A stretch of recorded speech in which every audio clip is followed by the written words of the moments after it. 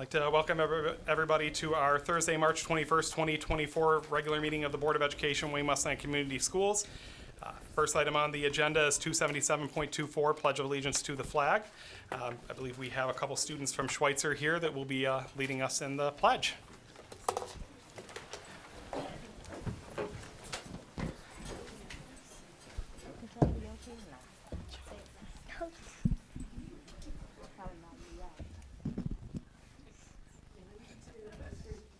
Is this right hand?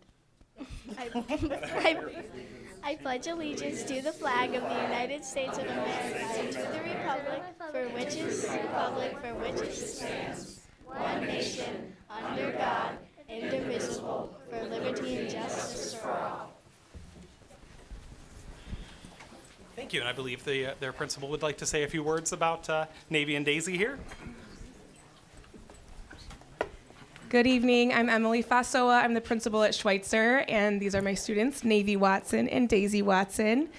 I'm excited to introduce them to you today. They are sisters. They live in Westland with their mom, dad, grandma, and little sister Sunny, who's almost 3. They have both attended Schweitzer since kindergarten. Both Navy and Daisy have been in the Wayne Westland Children's Drama Club performances of Willy Wonka and Annie, and they both do Taekwondo. Navy is in 5th grade. Her teacher is Mrs. Keating, and her teacher describes her as outgoing, friendly, honest, and that she shows integrity. Navy's favorite part of school is math, but she isn't a fan of long division. Navy likes to read chapter books and graphic novels, and she likes spending time with her friends at lunch. Her favorite Schweitzer memories are 50s Day in 1st grade and releasing butterflies in 3rd grade. When she goes to middle school next year, she's looking forward to choir and creative writing electives. And when she grows up, she wants to be an actress or a songwriter.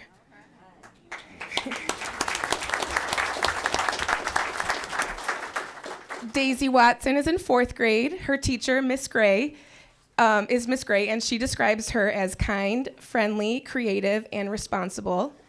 Daisy's favorite part of school are her specials classes. Gym and library are her favorite. She loves to play the games in gym class, and she likes to read the Berenstain Bears books. Her favorite Schweitzer memories are attending the trunk or treat, and she is really looking forward to going to 5th grade camp next year.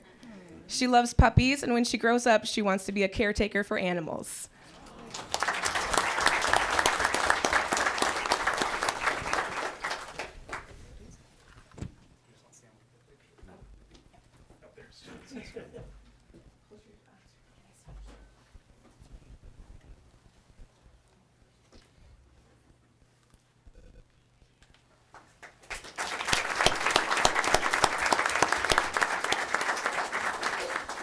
Thank you both. The next item on the agenda is 278.24, roll call attendance. Ms. Hines? Miss Abney Mitchell. Present. Dr. Weaver. Present. Hines present. Miss May. Present. Mr. Neal. Here. Mr. Cox. Present. President Gray. Present. 7-0. We all are here. All right. Oh, Ms. Hines can take it. Thank you. Next item on the agenda is 279.24, recognition and presentations. Dr. Dignan has a couple presentations that staff are going to present to us today. Thanks, Mr. Gray. Good evening. I'd like to call up to the podium Ms. Polakevich. She's going to talk about our extended COVID-19 learning and continuity plan, so I'll turn it over to you, Ms. Polakevich. Thank you, Dr. Dignan, President Gray, and the board. I am here to talk about our extended COVID learning plan and continuity of services. I know that we've seen this before. This is something that we have to do every 6 months, so I believe this may be the last time that we do our confirmation. Yeah, neither one is working. Oh, there it goes.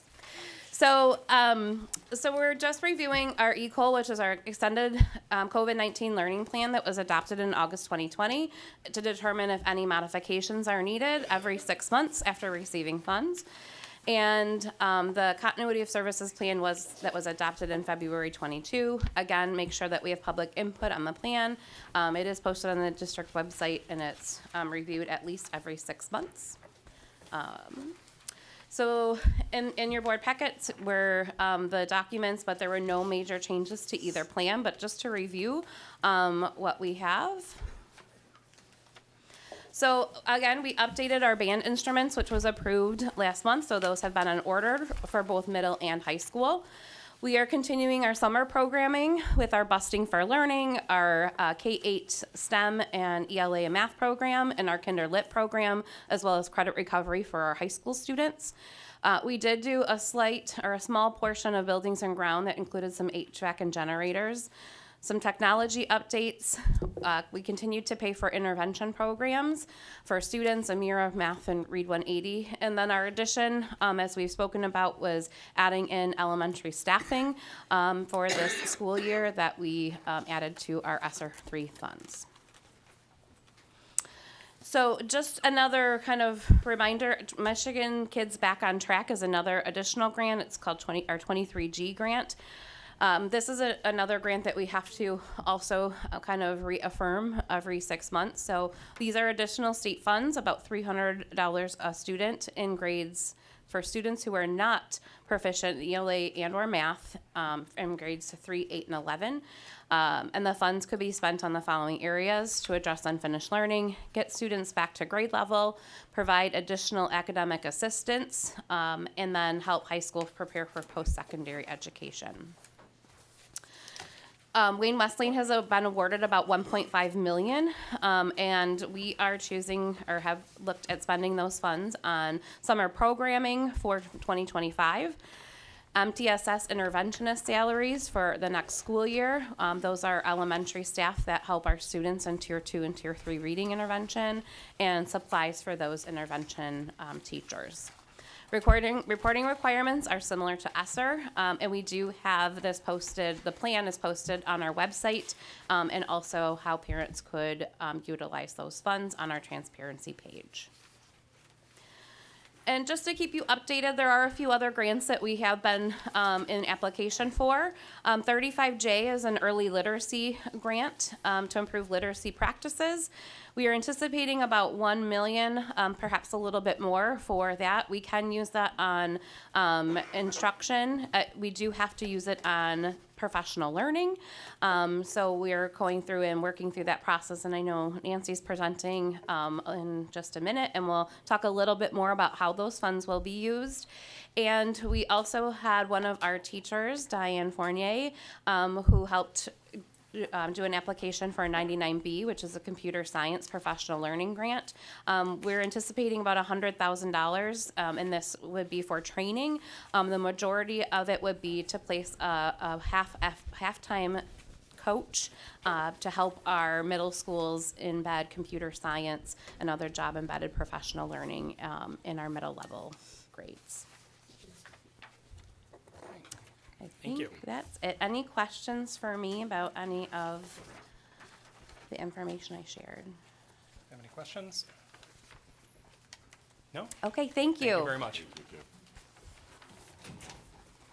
Ms. Scholes is going to present. She's going to talk about both NWEA data K-5 and also schools that have been identified during the 2023-24 school year.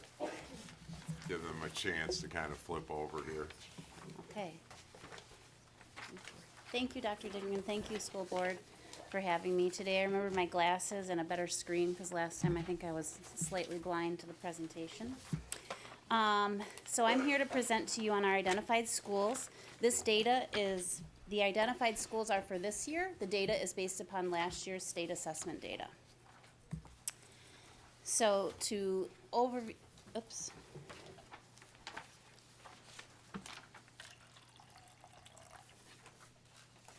Okay, hold on. I'm doing the wrong thing.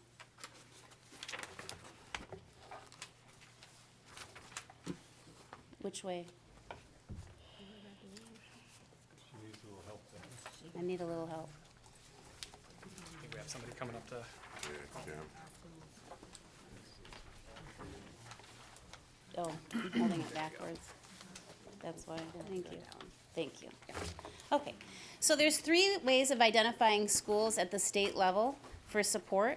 There is CSI, which is Comprehensive Support and Improvement. These schools are identified every 3 years, and you have to be, there's criteria listed. I didn't do anything. Okay. There's criteria listed here. There is another layer every 6 years called ATS. It's additional targeted support, and you have to have one or more subgroups in the bottom 25%, as well as one of your subgroups performing at the bottom 5% of all schools in Michigan.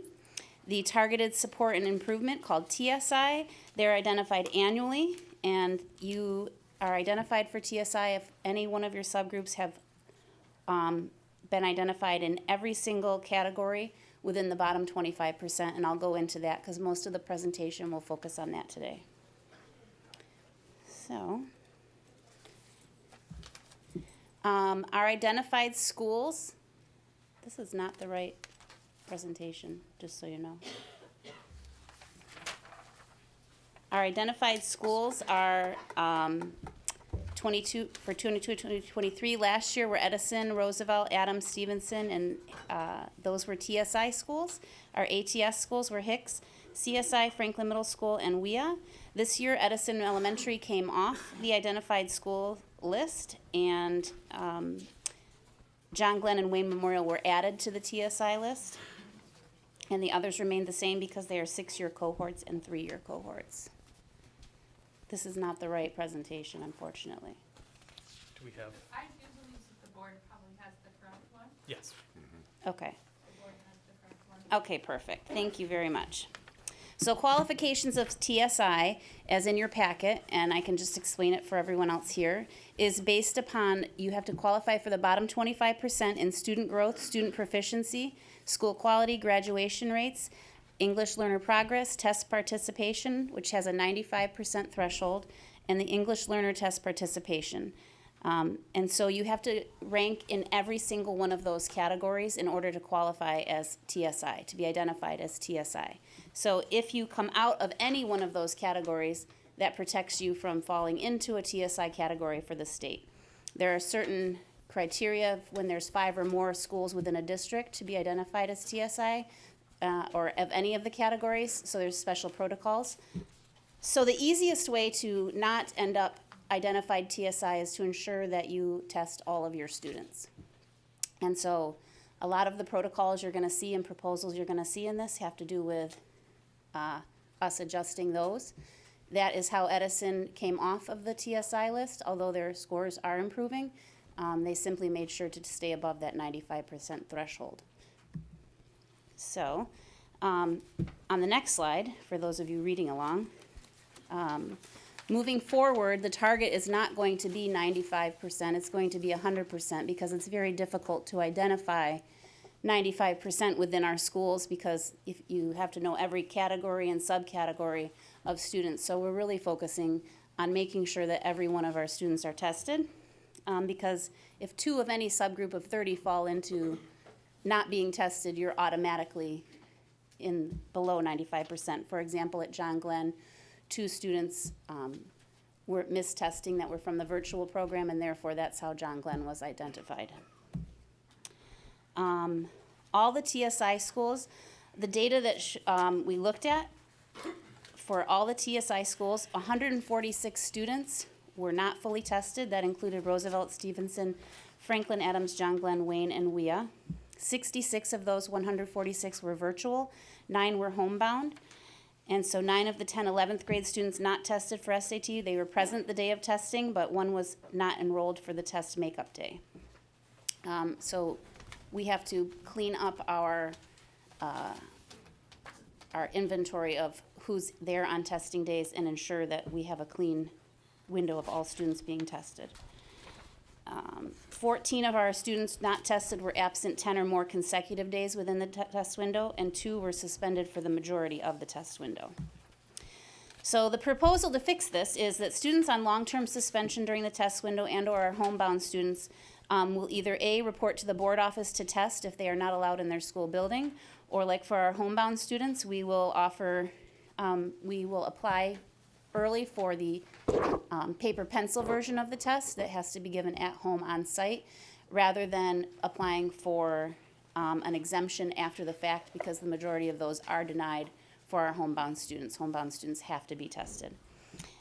We're encouraging our extended window tests to have all students tested for all schools within the first 2 weeks, so we can spend more time making sure that we have makeups to be provided, and that school data teams provide a biweekly report to our Director of Assessment and data, so that that can be monitored very closely.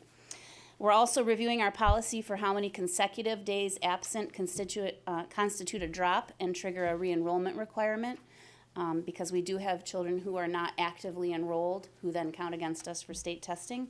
And the largest proposal comes to our virtual students who do not attend for in-person. The winter NWEA testing does not qualify as state testing, but it is a precursor and a good indicator of which of our virtual students will or won't show up when it comes time for state testing. And remember, of those 146 students, 66 of them were from the virtual program. So when we ran our preliminary analysis of who showed up for, who is in attendance for the NWA this winter, it was 190 of our virtual students had missed the window. And so a committee formed, and Ms. Swanson and the WIA team diligently contacted families, and we reduced that to 50. So we had 140 families show up for testing. They do have a requirement in their compact that if they do not show for testing, they have to be placed back into in-person learning. So we're currently reviewing that. And we are also talking, for the test window, we also offered transportation for families, alternative transportation for those that it was a problem for. So that is part of our progress that you see on the progress slide. So that should hopefully help with our state testing if we hold that criteria throughout the year as a pattern for our virtual families to know that they need to come in. When students are, I'll skip that part. Moving forward, the strategic plan, we have some things in progress also that don't just have to do with getting our students tested, but increasing our students' achievement on these tests, because that also will protect you from being identified as a high needs school and or district. So one of our goals within the strategic plan that you've seen is in curriculum instruction, and it's all around Tier 1 instruction and literacy, specifically literacy this year, but Tier 1 instruction overall. And for example, in our K-5 schools, we're in the middle of a literacy alignment, and you saw a lot of grant funds that Kim Polakevich shared, and are being identified for purchasing materials, training our teachers.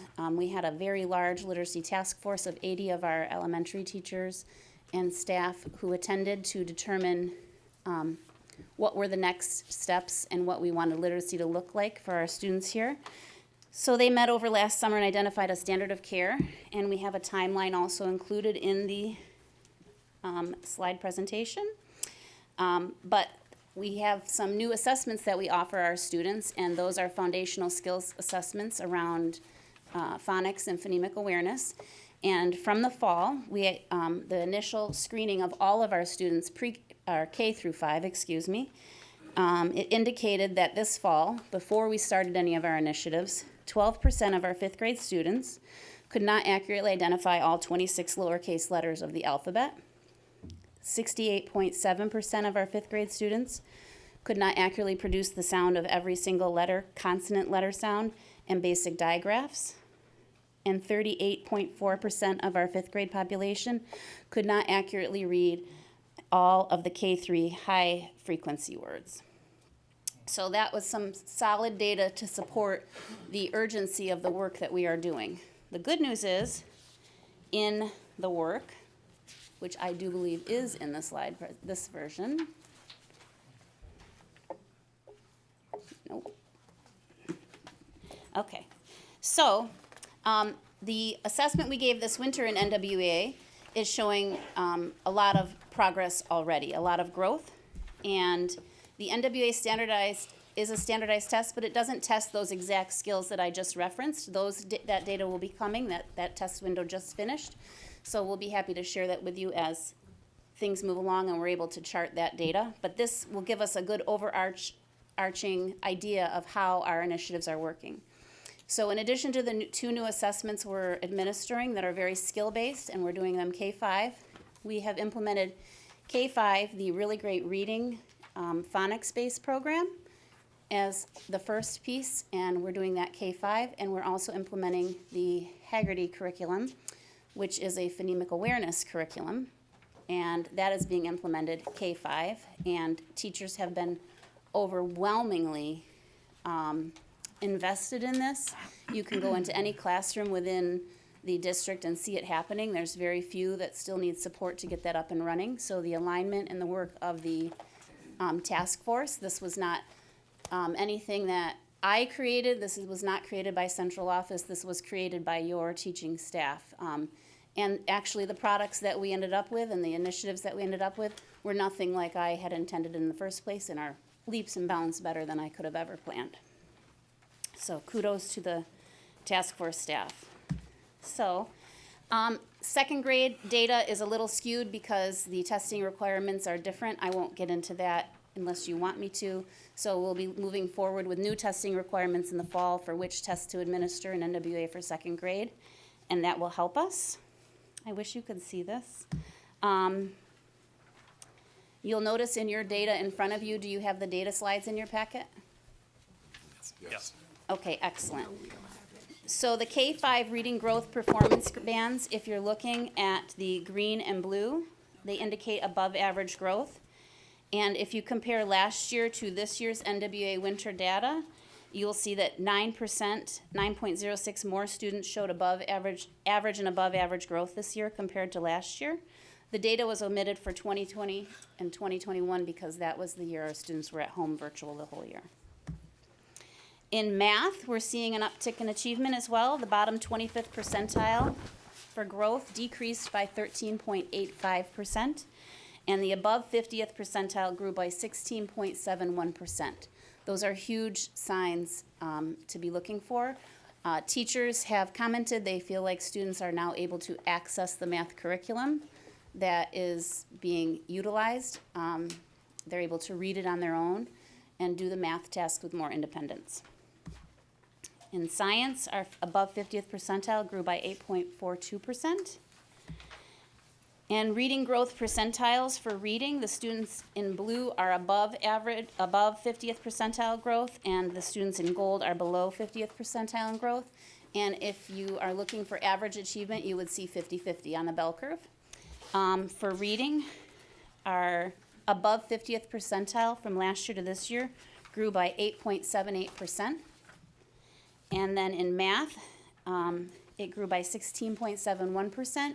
And you'll see by the indicated red arrow that this is the first time in our NWA history that I could find in digging through data that our above 50th percentile of growth was larger than our below 50th percentile of growth. So that was a huge noticing. Students meeting growth targets in reading in K-5 grew by 9.47%. So when a student takes the test in the fall, it's a standardized test, and so based upon their age, grade, and performance, they are given a goal to maintain progress. It doesn't close gaps, but it just anticipates expected growth. So from last year to this year, 9.47% more of our students hit their growth target in reading. In math, 26.4% more students met their growth target.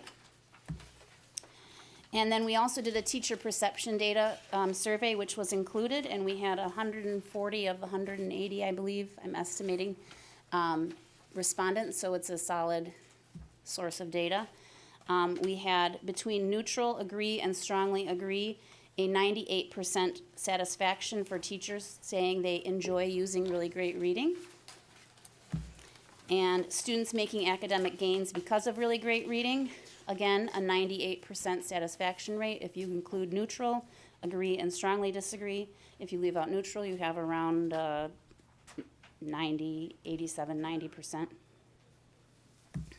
And being easy to use, which is very important because we want things that work for teachers as well. Because if it works for teachers, we can get it happening in the classroom.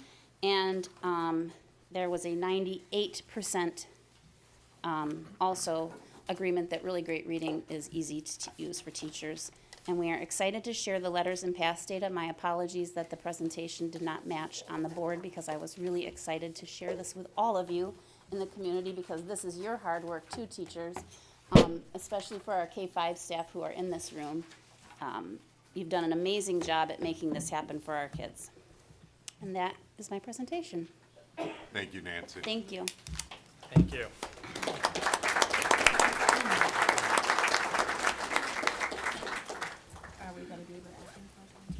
Do we have any board questions? We had a couple questions, Ms. May. Oh, I'm so sorry. That's okay. Thank you. Good evening. Thank you so much for your presentation.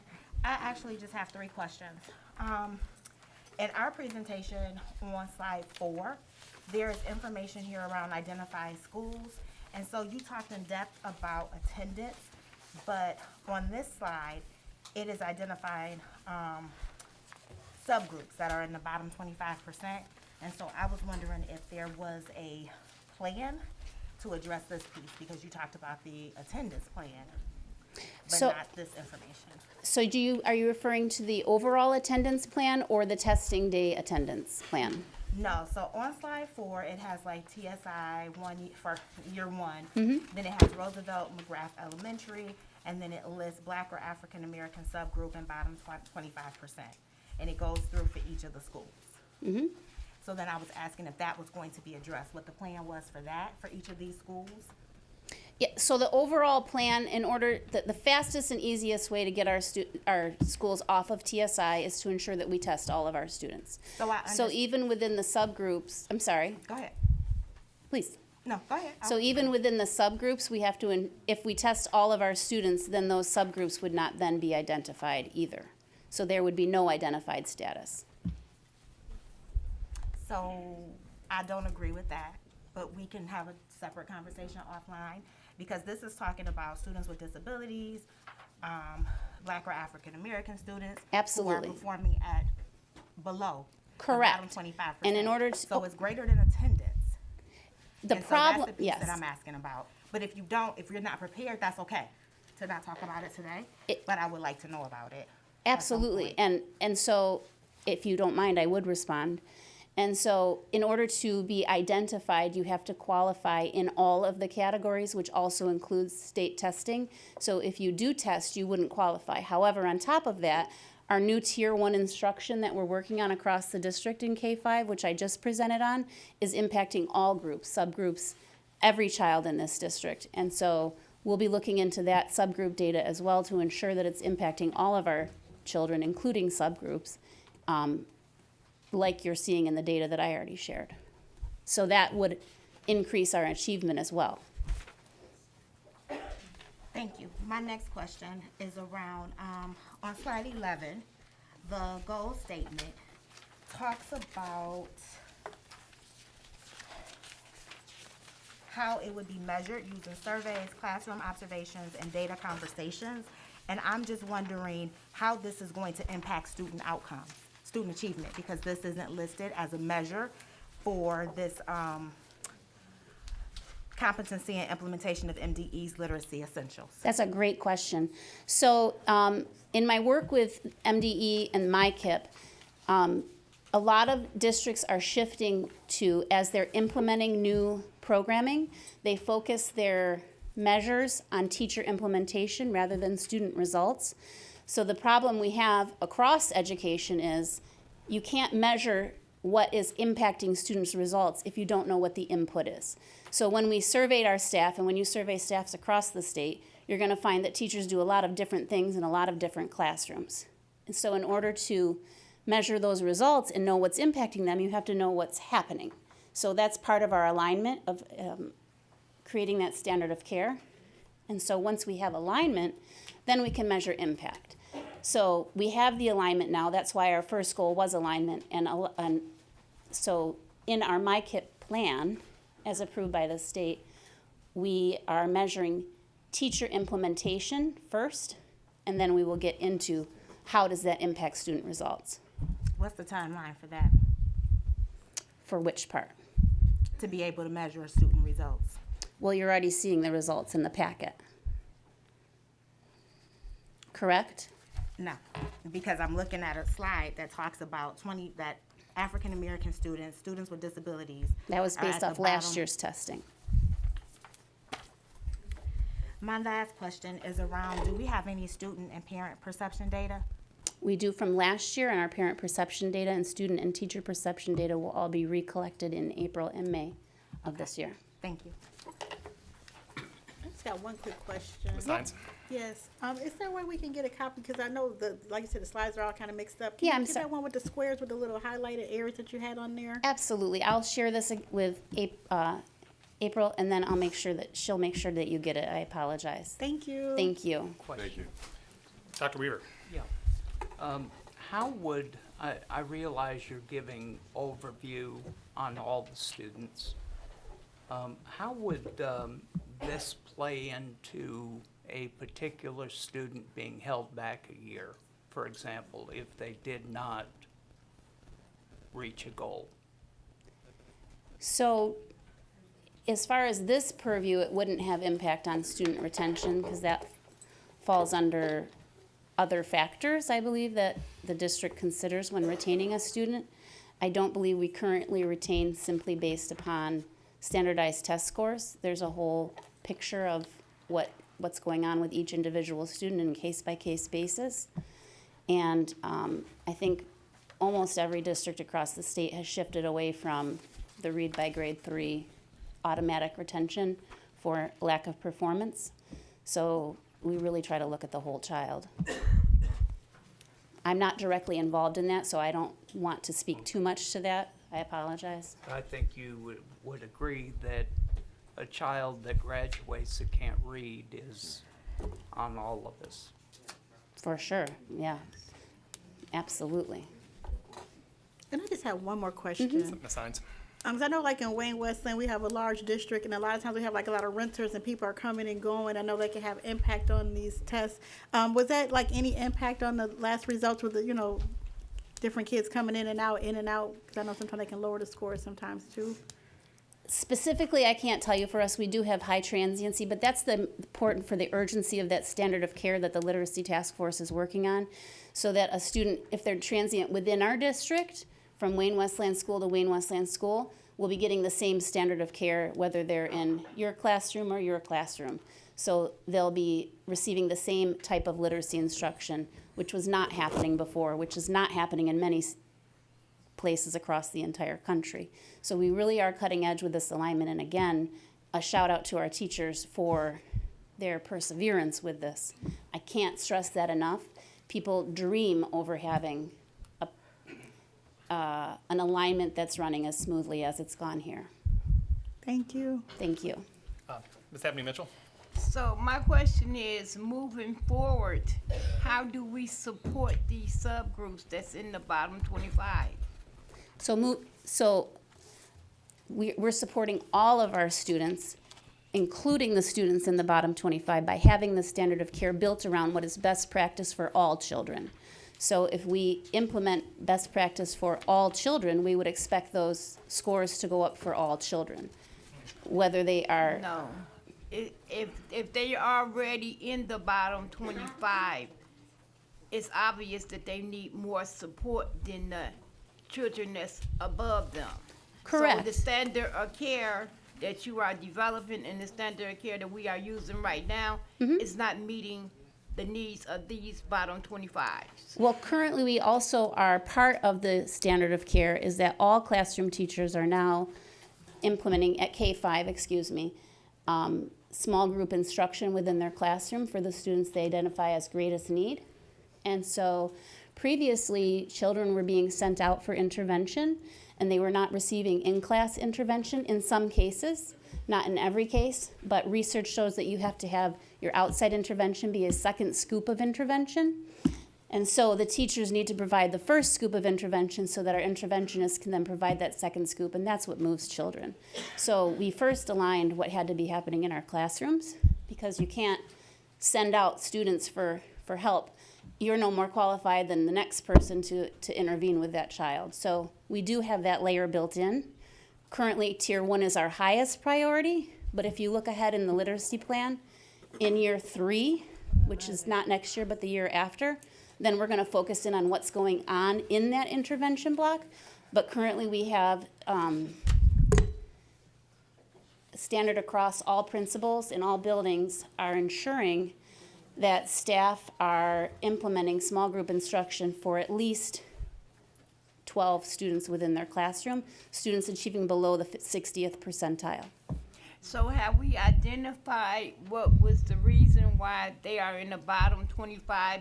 Could it be behavior? Could it be they just don't understand and they need that small group or that instruction? So have we identified, and what's our plan to identify in the future why they are in the bottom 25? So I'm not really sure how to Okay, answer that that's, question. I mean, that's something that we could talk about moving forward, because we need to identify it. They may not understand it, or it may be behavior, or it may be attendance. It can be a lot of reasons. There's a why. lot of factors, absolutely. I don't know how to singularly address that. Right, we but can talk about it later. Yeah, absolutely. Okay. Mr. Neal? So, what I hear is that our new curriculum and our teachers' effective application and implementation of that new curriculum has raised our growth in our students higher than we've ever seen. That's what I Correct. see. Even since pre-COVID. Thank you. Anything else? I just have one request, All right, and Ms. that May. is to see this NWEA data broken down by subgroups. And not the whole picture, but to see students with disabilities, African American students, our multilingual learners, so broken down in that way if that's possible. Sure, Okay, absolutely. Thank you. All right. Thank you so much. Thank you, and thank you for recognizing that growth. It's a huge achievement. Thank you. So the next item on the agenda is citizens' comment agenda items. Before we start, I do want to go over, we do have a lot of important stuff to discuss tonight, so we are going to be keeping it to the 30 minutes, 3 minutes per speaker. We do have a number of sheets here, but I do want to remind everybody, this is the spot for citizens' comments on agenda items, only items that are specifically on the agenda. If you have more general comments, that's fine. We do have a section later on to discuss those. So if your comments are for more general items, please hold those into the next citizens' comment section.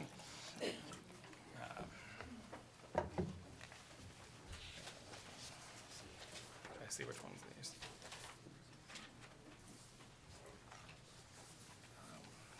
Did anybody that turned in a paper here believe theirs fall squarely under agenda items? Or were these all for the later session? Are the agenda items, the budget cuts, is that part of the agenda? Is that what? Yep. Yep, so, Mr. White, I believe? Yeah. Yep, sure, Mr. White. Oh, if you want to come up to the, Yeah, I would certainly love to hear from some of the teachers first if they wanted to speak before me. It's a packed room. well, I think you're the only one I have a sheet for so far that had a specific agenda item. I would certainly allow someone to speak before I do. I'm more than willing, please.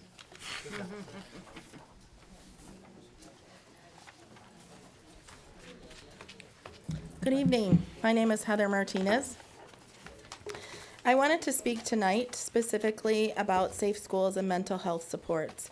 I had the opportunity to be in Lansing this week and be a part of the Education Committee discussion surrounding these issues. The testimony that we heard and the data that was shown was sobering at the very least. Although social workers currently do not have a Point of order, Mr. President.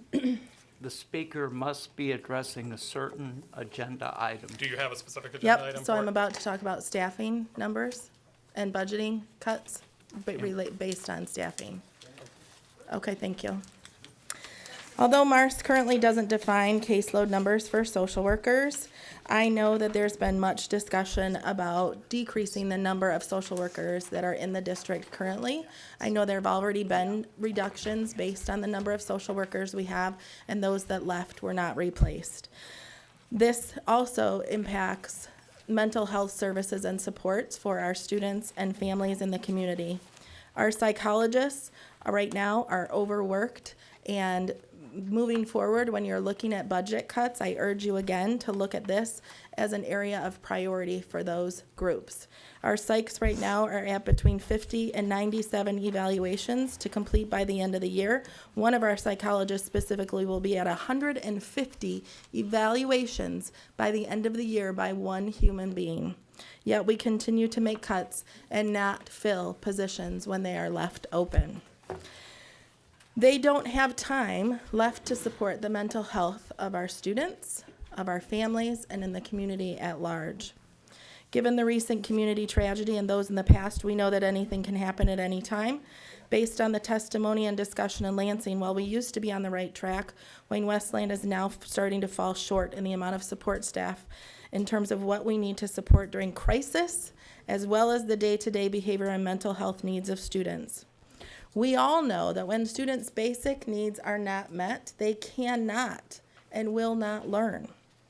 As you look at budget cuts and you move forward, I urge you to make sure that you prioritize and protect our students and staff by prioritizing the mental health and social emotional needs of all.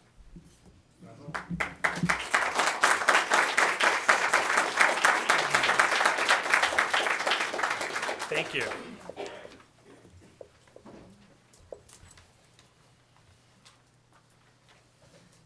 Well, I'd also like to If you address. just state your name for the My name is Jerry White. I'd also very much like to address the issue of the $17 million budget shortfall and the plans to lay off up to 100 school workers. Again, my name is Jerry White. I am the Socialist Equality Party's candidate for U.S. President. And I'm here to support all of you who are taking a stand against layoffs, against school privatization, against overcrowded classrooms.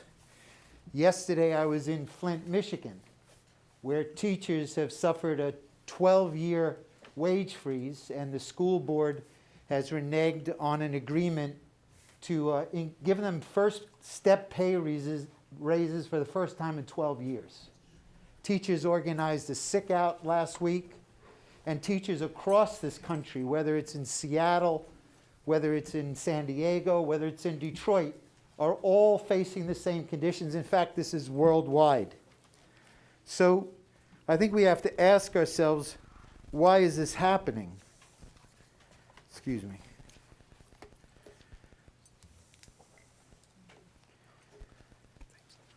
The issue isn't that there's no money. That's what everyone is being told. I mean, the fact of the matter is that the politicians in Lansing can find billions of dollars to give tax cuts to Ford Motor Company, to General Motors. When it comes to trillions of dollars for war, there is unlimited resources, including for the horrors that are going on in Gaza now. Billions of dollars that used to be available for the public schools, COVID relief money, the politicians, Biden and the Republicans, are allowing to run out. So the fact is, it is false to claim that there is no money. There is plenty of money. The budget crisis facing cities like Flint and Westland and thousands of school districts across the U.S. is the product of capitalism. That is a system that subordinates everything from public health to public education to profits. Over the past 4 years, the billionaires in this country, while 1 million people died from COVID, saw their private fortunes almost double. Billionaires have a total wealth of $55 trillion. That's 7 times more than what's spent every year on K through 12 education. Now, I understand there was a teacher here in December who was forced to transfer from John Glenn. And he spoke very well at the school board meeting. He said, if Wayne Westland would rather put the business of education above the lives of our students, they are sending a message. Students are dollars. Teachers are expendable. He concluded by saying, I'm just here to shine this light on someone or some group who would seek to charterize our public schools rather than recognize the human potential and irreversible harm that's done when we put profits over people. Backroom talks between the MEA and the big business politicians are not going to resolve the question. Everything depends on rank and file educators like yourselves taking the initiative, uniting with Flint teachers, uniting with Detroit teachers, and organizing a fight to defend the right to high quality public education, not private profit. So I'm here to support you. The Socialist Equality Party is seeking to get on the ballot. And we're saying that the needs of the working class must come first. Thank you very much.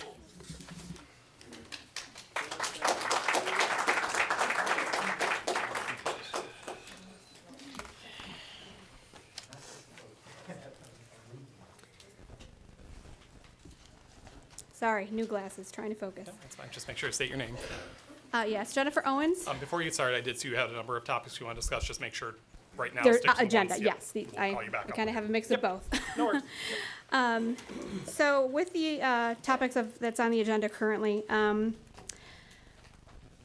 with the mess that is our budget and the outfall from it, why has no one been held accountable yet for this budget crisis? The accounting staff at our board office, Plant Moran, who was a third-party accounting firm who had one job, do accounting, and they failed. And Superintendent Dignan, who is responsible for the execution of our budgets and sign off on the budgets. Why has the board not done anything to hold Superintendent Dignan responsible yet? This is something that's been pondering me ever since before Christmas, and I'm sure it's been pondering the minds of other people in this community. And I just want to bring that point forward, that this is not going to be left to just go away. We are still going to demand answers and accountability for who made the mistakes or who allowed the mistakes to pass through. What is the current status right now of trying to put money back into the district aside from more layoffs? We brought up the issue of possibly selling Marshall that's sitting vacant, which we could get up to $15 million for, from what I've heard from board members. If we can get $15 million for the sale of Marshall and we have interested buyers, why has that not been executed? Instead, you want to consider more layoffs. Regarding staff members, there were 3 behavioral technicians that were told that they were not going to have jobs next year. But 3 of the same type of positions, behavioral techs, were created for middle schools for next year, and 3 new people are expected to be hired. Someone explain that to me, and why that makes any sense. Why could you have not transferred the 3 that were already employed in that position to the middle school from the high school? Instead, you're putting 3 more people out of work. Give me one moment, I'm sorry. What is the status? Last time I attended a meeting, I was able to attend a meeting, I provided a list of several created positions that were never in this district prior to our Superintendent Dignan creating these positions for the district. I also provided that list knowing that a majority of them were hired without proper interview process. They were hired with association to Dignan personally, fellow alumni from his college, spouses of fellow alumni, previous coworkers, and all of this was traced and recorded on record. There was no fabrication of that whatsoever. Why are these positions not being looked at instead of other teacher positions? Time. Okay, I'll bring up the rest later. Thank you. Thank you.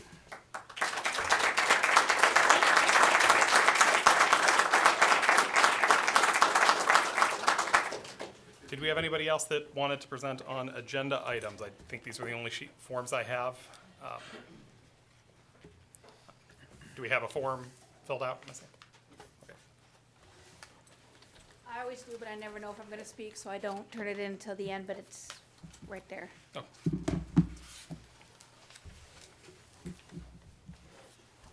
Waiting for the clock. 3 minutes. Thank you very much. My name is Michelle Sample. In regards to what is in the bulletin, here to report from last month, what I spoke on about the traffic situation at the my area, seems good. Less decrease, they're not parking on the wrong side, no horns honking the cars, everything's moving good. Can't speak on the other one because I have not driven by those times because I'm at mine. So things seem to be going good. I did speak with the principal, give her information. Need me to do anything, I will help them out. So I just wanted to report back to the school board. Also, I've been noticing, since the packets I've gotten December, January, and February, and now in March, and somebody came to me, what is going on with the ASD program? Hearing it's going to be closed, canceled for the middle school area. As a parent who went through spec ed, not the ASD program, I am very supportive of that. I have 2 kids. One of them never could get into Wayne Westland schools and was outsourced into Livonia. My younger son was in spec ed. I think with everything that you guys are going through, whatever this district is happening, the special needs children are being pushed to the side. And that is completely and totally unacceptable. It's completely unacceptable that all the staff and everything is going to be going on. Social workers, my son needed that. I understand that. But special ed, for you guys to close a middle school, both middle schools, to just put them into general when they need this, totally unacceptable. If you guys can get this. Also, all the questions that have been asked by staff, current citizens, community members, whatever. You're asking us to give you questions, we're asking them, and you guys are coming back with stuff. It is not what we are asking for. If you could just put it down like right here, A, B, C, D. Make it plain and easy. Answer our questions. This whole community, all the staff, we're here. Answer the questions that we are asking. Thank you. Thank you.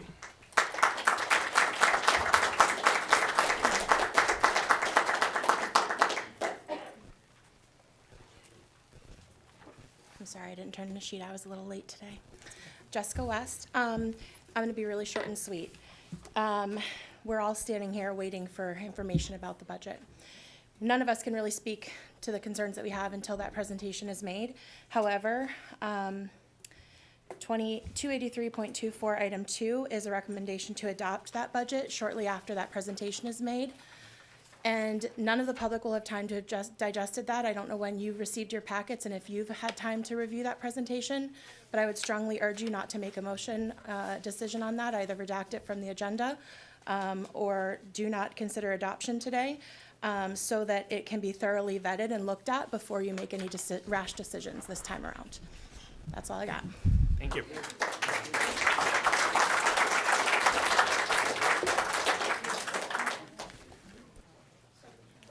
All right, and if that is everybody, we'll move on to the next item, which is 281.24 consent agenda. So moved. Do I have support? I have, is this, when I asked the question about the things? Once we have support to put it on the table. Okay, So, I'll support. okay. And then we have a comment from Ms. Abney Mitchell. Yes, I have. My comment is, and Miss May brought it up before, I'm kind of confused about the field trips. So is the field trips for approval or is they information only? Because we have 3 field trips in our package that they have already went on the field trip. So is it for information or approval? It's information. Information only. Because a lot of times between board meetings, we aren't going to have time, so they're in consent, and a lot of these are competitions, so we aren't going to know until kids qualify, whether it be athletics or Okay. can be clubs. Any other comments on the consent agenda? All right, Ms. Hines? Miss May, Yes. Mr. Neal, Yes. Ms. Hines, yes. Dr. Weaver, Yes. Ms. Abney Mitchell, Yes. Mr. Cox, Yes. and President Gray. Yes. Motion carries 7-0. The next item on the agenda is 282.24 Board of Education Committee Report, and I believe we have a Finance Committee report from Ms. May. Yes, thank you. Good evening. The Finance Committee meeting of the Board of Trustees of Wayne Westland Community Schools met Thursday, March 7th, 2024, beginning at 4:30 p.m. via Zoom platform. Mrs. Abney Mitchell, Mr. Neal, and Ms. Maber present. Dr. Dignan shared information regarding the student driver grant. Ms. Campbell reviewed both the investment report and check register. Ms. Campbell also shared an updated version of district subscriptions and renewals. Dr. Dignan shared closing comments. Board members asked follow-up questions and shared closing comments. The meeting was adjourned at 5:05 p.m. The next Finance Committee meeting will be held on April 11th, 2024 at 4:30 p.m. via Zoom. All right, thank you, Ms. May. Next item on the agenda is 283.24, review and approval of business service and finance. Ms. Campbell has a report for us. Whatever's. Yeah, I mean, Yeah. so the room can hear you. Oh, well, I mean, you have a microphone there as well, whatever's easier for you. Yes. I don't know about the presentation. Is the presentation? Is her microphone It's not here.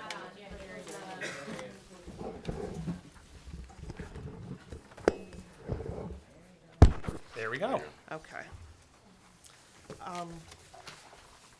My apologies. I thought the presentation was going to be on the screen. Okay. Ms. Campbell, we're going to hold on for a minute. We're going to call a brief recess so that we can get this logo on the screen. Do we have a- Support. Okay, all in favor? Aye. Okay. Meeting is recessed until we can get this loaded on the screen. We'll give it 5 minutes or so. After you already told us she didn't have to answer right now, and you know, we come up with a plan and submit it. No. But they want to make it Zoom. We're going to resume the meeting now.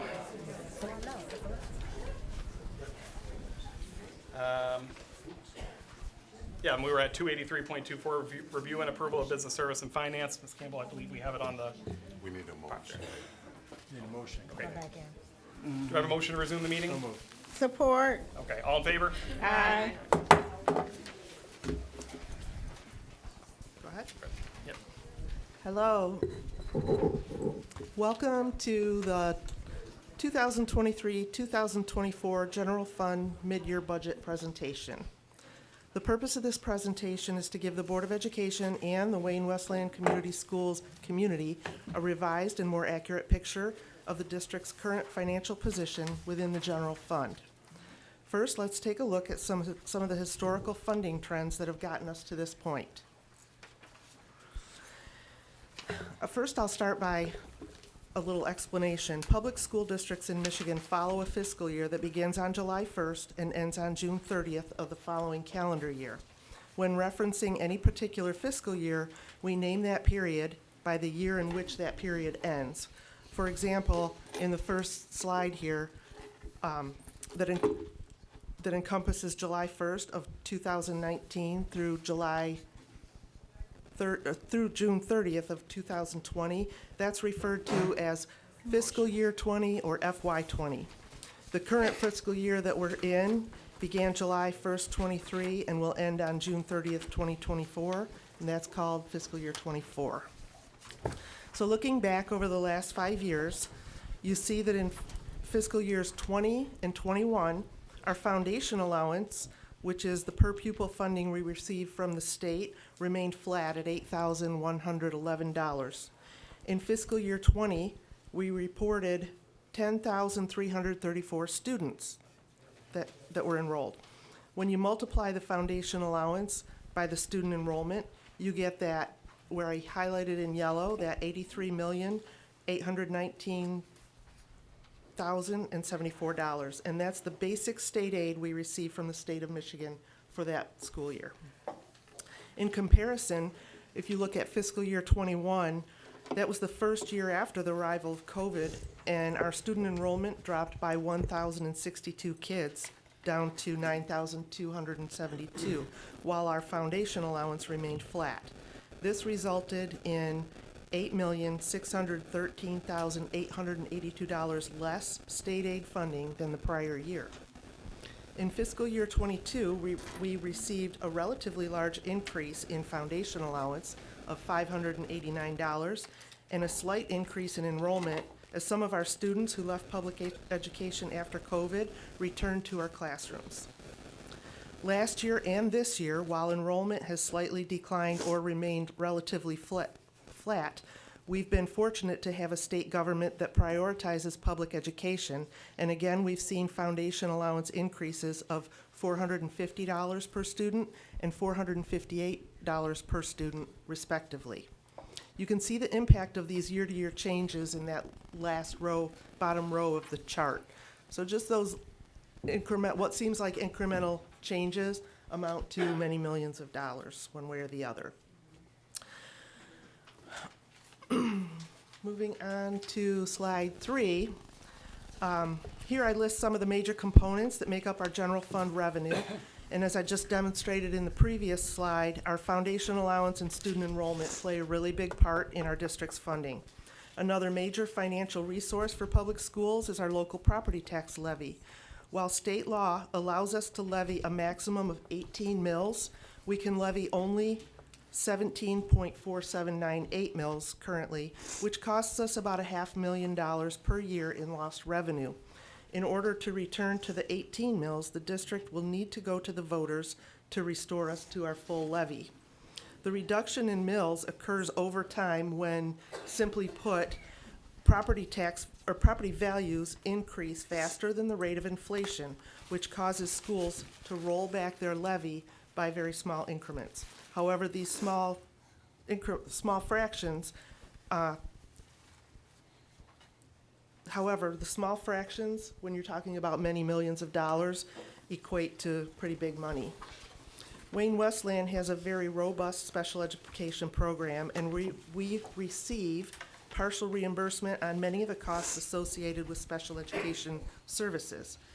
State categoricals are additional smaller pots of money that the state gives districts for use in very restrictive ways, but they're often part of our general fund. And finally, local revenue, which could be anything from donations to income from selling our old buses or other equipment. Moving on to slide 4. This is where I'm showing the various sources of revenue, estimated and audited fund balances, and total dollars available to appropriate. Those are the rows going down. And then you see side-by-side comparisons of the board's fiscal year 23 final budget amendment, the fiscal year 23 actual numbers, side-by-side comparison, the board approved fiscal year 24 original budget adoption, and then this year's fiscal year 24 mid-year budget amendment. As you can see, we're projected to have about $6.6 million less available this year than was originally estimated. In slide 5, I move on to expenditures. Some of the major components of general fund expenditures typically fall into 3 basic categories, and those are staffing, facilities, and supplies and materials. Education is a service industry, and staffing is by far the greatest expenditure in any service industry. Our staffing costs consist of employee wages and medical benefits, the district's obligation for FICA and retirement contributions, contracted staff, ancillary insurances such as life, disability, and workers' compensation, and professional development for staff. Costs that fall under facilities are those such as utilities, building maintenance and repairs, liability insurance, which covers things like district property damage and vehicles, and updates to old or broken equipment and technology. And finally, costs that are considered supplies and materials are curriculum instructional materials, program resources, classroom supplies, various software platforms that allow education and operation of the district, costs for fuel, oil, tires, batteries, and other things that are required to keep our buses and vehicles in safe working order, and finally administrative supplies like printers, copiers, paper, computers, etc. On to slide 6. In all honesty, the district is headed toward a financial crisis if no changes are made to avert this. Similar to the revenue slide we looked at, the next 2 slides deal with expenditures. Here on slide 6, I show the various categories of district expenditures, the total of expenditures in excess of revenue, and the resulting ending fund balance projection. The side-by-side comparisons are the same as in the revenue slide we saw earlier. So first, there's the board-approved fiscal year 23 final budget projection, and then the fiscal year 23 actual spend. Next is the board-approved fiscal year 24 original budget adoption, and then last is the fiscal year 24 mid-year budget amendment. Two things stand out here. First is the huge underestimation of last year's expenditure budget when compared to actual spending. It appears as though a flow-through transaction, which is when you have equal revenue to expenditure for one purpose, was only budgeted in the revenue section and not in the expenditure section, and that amounted to about $8.4 million. Also, the $15 million in increased employee wages and benefits that were bargained into contracts but not budgeted for.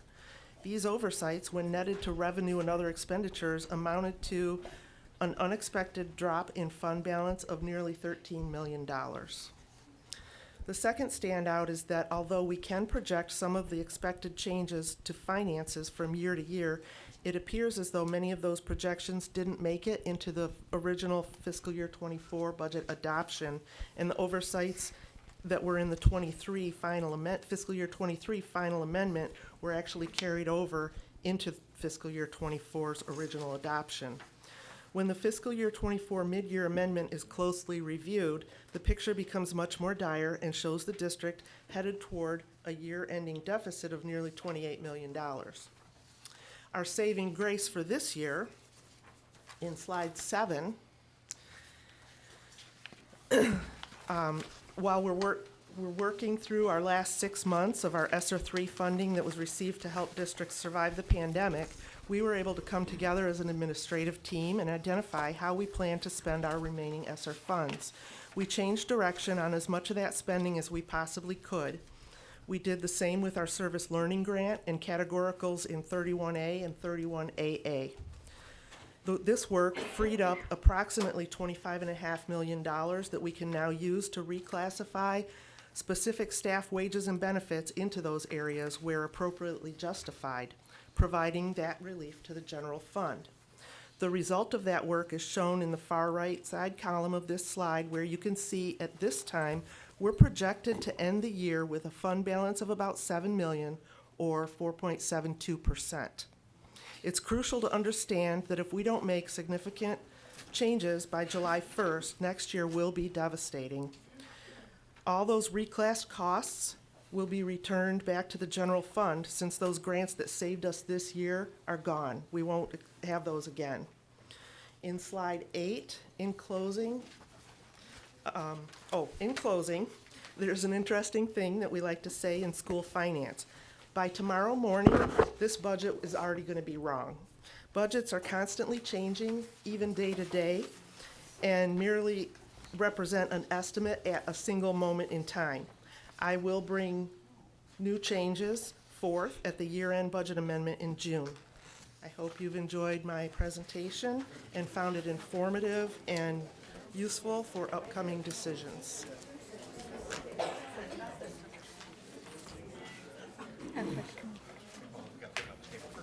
Oh, unless you have a question.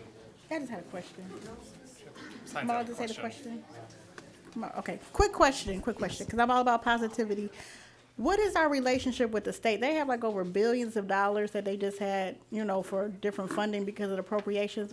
Can we get a meeting? Because we used to have the Wayne Westland language and see if we can get that re-innovated, back. Because that when we had a shortfall some years ago, I think it's like $7 million, we were able to have legislation written in Lansing for the Wayne Westland language.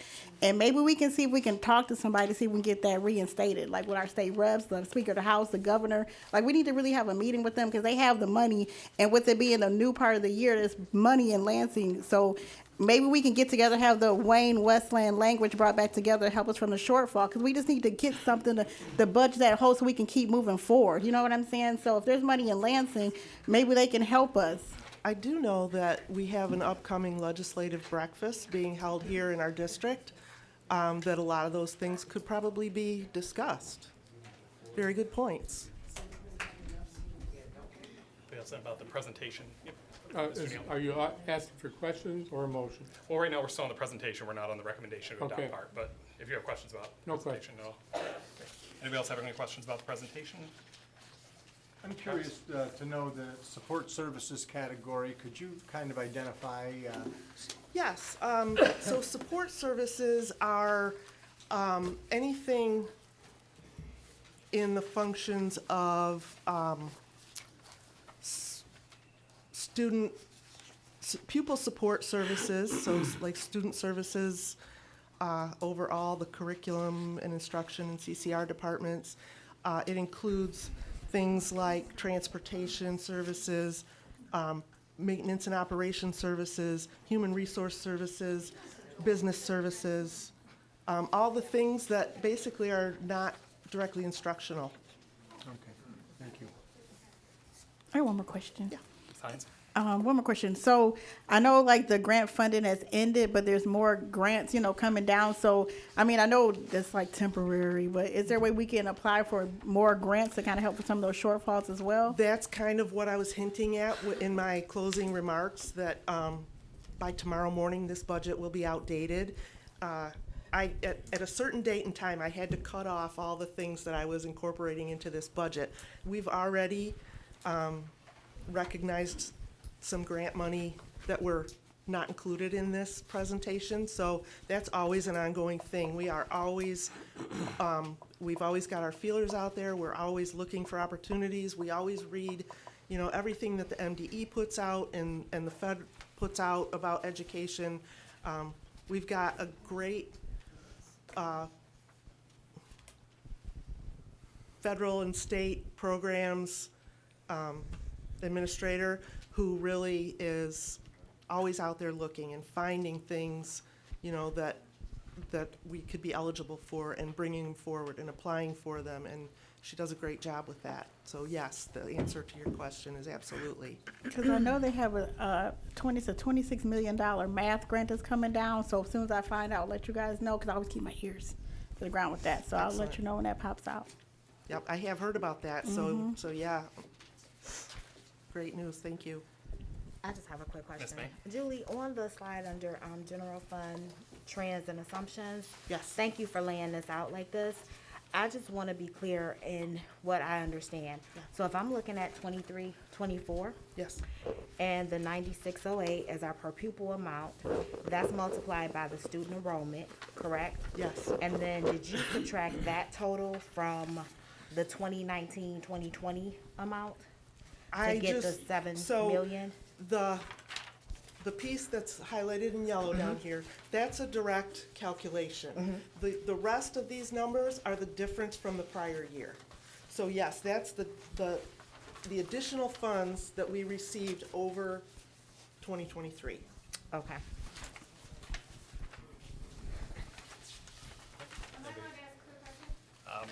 When we move into citizens' comments.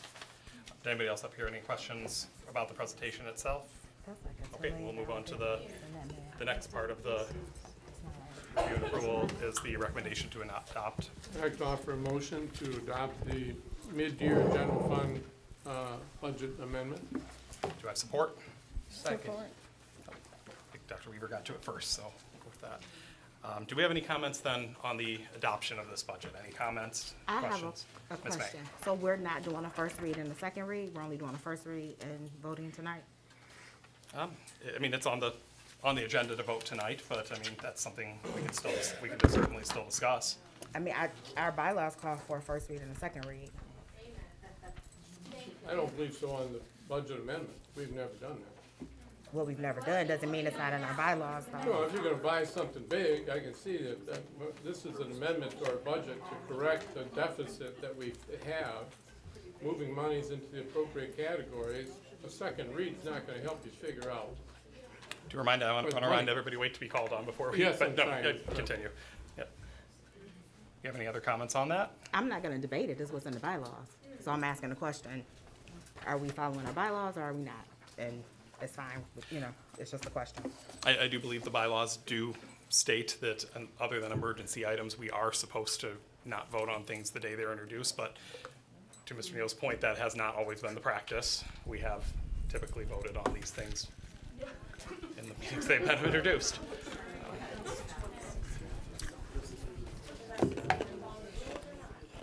All right, we have a motion and a second then. Now, how do you want to handle that? doesn't follow the rules that they set up. Oh, yeah. Because they're your bylaws that you created, and you are not following your own bylaws. Do I have a motion to table this until the next meeting? I'd like to make a motion to A table point it of until the order. next meeting. First of all, saying it's in the bylaws doesn't make it true. If you think that's a turning point, then this should be paused for a moment, and you can get the bylaws out and read it and see if it actually applies in this case. I have them, but I'm not taking them out. He's supposed to know them. We're all supposed to know them. I'm tired of trying to prove things. It's what's in the You got them all bylaws. memorized? Mr. Neal, Ms. May, let's I'm just done. make sure. I'm we're just wait letting till you we're know, being- I'm not pulling them out.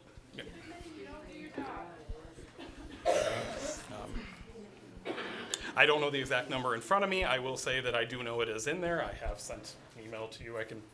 Where I've mentioned this before. Mr. Cox, I believe I've sent an email to you at this point as well, that it does state that in the bylaws. So do I have a motion to table this until the next meeting? I did make that motion. Do I have support? Support from Ms. Abney Mitchell. Do we have any comments on that about tabling it?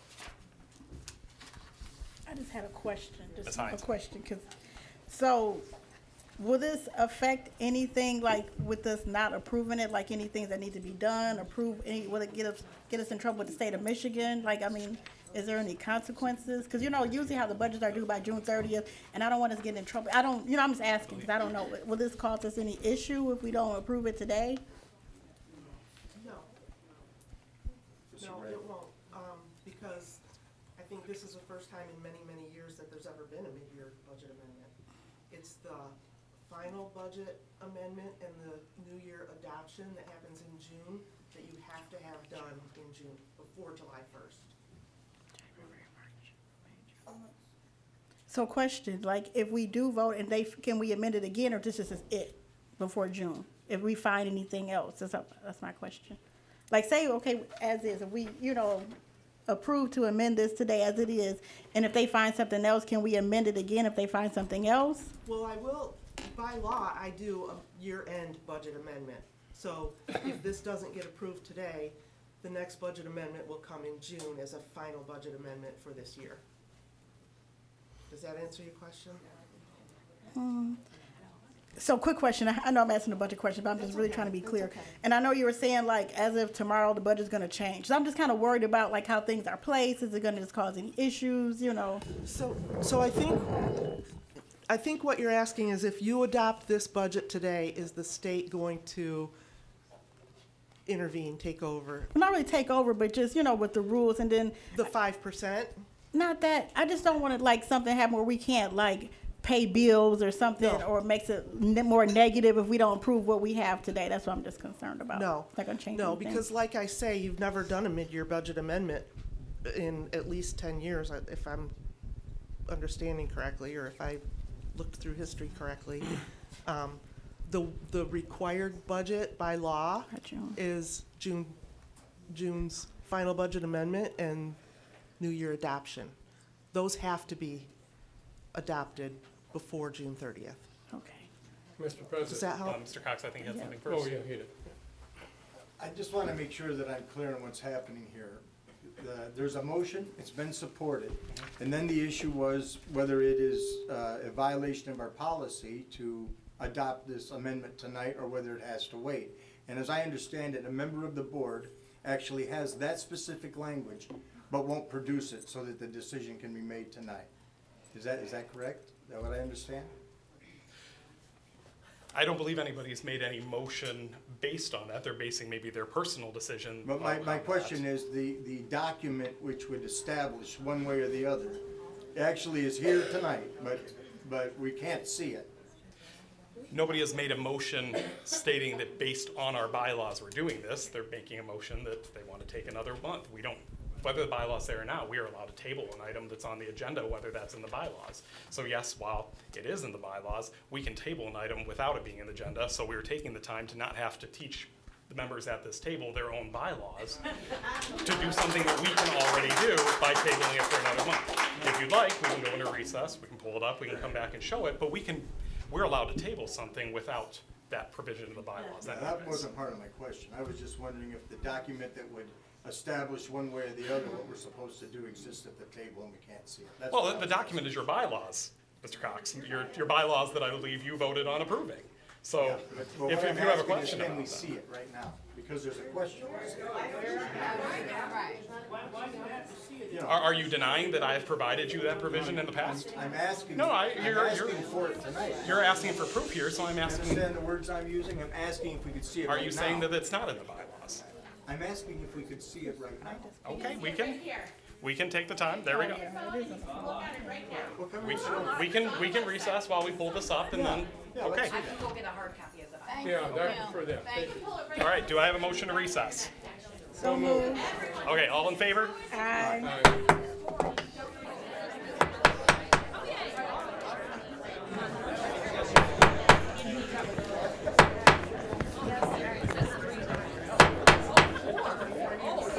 I'll do it again. All right, do I have a motion to resume the meeting? So moved. A second? Okay, all in favor? Aye. Oh, meeting's resumed. It actually, I will say, we did misspeak. It is not in the bylaws, it's in the board operating procedures. It is under 1.31, board meeting protocol, and it does not say exactly that there's a second read, but it is number 15. Avoid immediate decisions and votes and possible short-term solutions when the issue calls for more discussion, understanding, and a more in-depth approach to the solution or issue, except in emergency situations. Point of order then, Mr. President. Mr. Neal. So if we're offering to put this off because we have to have a second read, and you were gonna didn't wanna have to teach us what our bylaws said, now you're telling us here, our bylaws don't say anything about a second read, and the motion which you said was not based on having to have a second read, it was just based on a feeling. Mr. Neal, do you have a point that's related to the motion that's I at the certainly issue? do, I certainly do. Because it seems to me like you were trying to make statements about what I'm saying. As you did to us. You said you didn't want to have to teach us our bylaws. Now, I asked you to read it, and the reason I did is Do because you now want to you make a see it's not differentiation between there. the bylaws and the operating procedures? I don't think the people in this room are that concerned about Well, that here's what they minor are detail. concerned about, accuracy. They all applauded the fact that you wanted it because it was accurate and it was there. Now it's not there. Now what do we do? It's still in a policy that we are supposed to follow and was approved by the members up here. But based on what? You're concerned about what? Are you gonna redo the budget now? You don't accept the chief financial officer's amendment? Is that what you're saying? How many members? I would say that I would be basing this on the fact that nobody in this room has gotten the opportunity to comment on this. Thank you. And second, I would like to inform the room that the first time I saw this was when I sat down at this table today. That point. That's so if you think you can make a decision on something that you didn't see till you sat on this table as big as I'm the on the amendment finance budget. committee. That's the first read. She's It on the didn't- finance it didn't committee. come to She's on the finance. finance It did not Was come this to presented at the finance. finance committee? We did Or are not you say just we- trying to We attack went members over of the the board? budget. No. The final number was not there, but all the information leading up to it did tell us that But were these numbers there? not those exact numbers. Then I do not see how what was presented at the finance committee is relevant. So you want a second read on this? I did not make the motion for that. I want a second read. Mrs. May did. So do I have support for a motion to table this? I support. All right, Ms. Hines. Okay, roll call vote. On Oh. this issue? Do we have comment? What is it that we are we waiting to learn anything more from finance, or is it just to give the public an opportunity to comment on the contents of it? Is there any other information that members of the board need on this? At this point in time, I can't answer that question because this is the first time I saw it. So I would like to have the opportunity to not only hear from the public, but to sit down and look at this thoroughly. Okay, thank you. Can I say something? Yeah, go ahead. Oh, I should And do. I cannot make a informed vote on the budget that I just seen today at 6:45. So, I'm a visual learner, so I have to have time to flip the pages and go back on it. You know, we made a mistake in the past where we just accepted it. So y'all want to do that again, or do y'all want to have time to look at it? Well, we know what the problem was before. But No, my we point is, don't. what we're doing now, if we do that with this one, does that mean the final amendment, we do this, we have to have 2 reads, and then the actual budget for next year, we have 2 reads, wait for the public to look at it? Yes. If I can answer that, I would say that except in emergency situations, that was what we would do, as it states in our procedure. And so now we're gonna get that out way ahead of time so that can happen, because we can't wait a month in between each one of these. Well, I'm not the one that presented this budget, so that's not a question for me about when it was presented. Okay, do we have any I other just comments? have one more Ms. Abby Mitchell. question. So if it is a financial issue, I don't think it should have been presented to us at the board table before it went to the finance committee. That's the whole purpose of the finance committee. Things are presented to us before it comes to the board. So that's something that we can do about in the future. We can't do nothing about it today because it didn't already happen. Mr. Neal? I do look at this a little differently than buying a bus or computers. And those things, we can debate whether it's needed or whether we can keep the ones we have, or we have time, so on and so forth. But we do have a chief financial officer whose job it is to give us this. She spends hours and hours and hours to put all this together. She's the expert. There's none of us, nobody in this room out here, none of us up here are gonna be able to look at this and say, oh, I see, there's a flaw here. Or I don't like that, we're gonna change it, because none of us has the ability or the background information to make any sense of that, or any of that. So here we are in the same position we have been for 1,000,000 years as a board, a bunch of years as a board. We listened to our financial officer. She says, look, we're out of line on this budget, or this part of the budget and that budget. Here's the correction we need to make, and asking us to approve that. And it's not like, if it's horrible, it's not like you can't go to the final amendment and say, oh, we need to change it a little bit more one way or the other. I mean, What about the fiscal audit that was? I'm sorry, I'm not talking to you. What we're doing here is different than buying a bus. We're approving this professional person giving us, she provides that service to us, and now we're saying, no, we don't believe her. We're gonna wait for the people to tell us. That's not. No, I don't believe that's we the way do it should not work. say Wait, we wait. are. Ms. Abby Mitchell? We are not saying that we don't believe her. What we saying is that we have been in this position before with a financial officer. We have been here before where we took their word, took the word of the superintendent. This is the budget. We approved it. And you, trustee Neal, came back and said, it's shared responsibility because we approved this budget. The board should take shared responsibility and cut our siphon. We got staff that's gonna be laid off because we took the budget and we approved it and say we accept it. Now that we wanna look at it line by line and get a complete understanding, you don't understand that. Mr. President. I think Ms. May was next. Oh, good. So it was 2 points that I wanted to raise, similar to what Mrs. Abney Mitchell said. We had a CFO before that you all say that made a mistake. So we trusted, we rubber stamped. This time we just want the opportunity to look at it. It's not about not trusting, it's not about not believing that Ms. Campbell was capable of doing her job. It's about the fact that as a board, we're supposed to ask questions. That's our duty. I can't ask questions if I look at something at 6:50. I need the opportunity to look through it, come up with questions. We haven't had that opportunity to do it. That's our due diligence. I mean, that's just really what it is due diligence. Mr. Neal? By example, the last CFO that put us in all this trouble, had she brought this to us, we all had a chance to scratch and sniff it for a couple of months, we wouldn't have had any different opinion when we're done, and neither would anybody in this room. No one would have said, hey, wait a minute, she didn't carry this many million over to this column. But I don't Wait, agree. wait. Ms. May? I was gonna say, I don't agree with that, and I think that maybe if people would have taken the time to look at the budget, not just the board, maybe they would have saw the idea of the cut and paste budget. Maybe they would have saw that the $15 million in staffing wasn't in the budget. You don't know because no one took the time to look at it. So Well, now easy we're to saying say. take the time to look at it. It's easy to say that that wouldn't have been caught, but we don't know. You're the treasurer, you should have caught it. Mr. Neal, please wait to be called. Do you have something else you want to say? If that's I mean, what you if you believe. say- See, do we have any other comments on the motion to table? All right.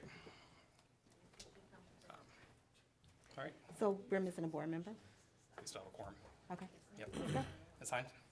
Okay, roll call vote. All right, Mr. Weaver, This is No. to table.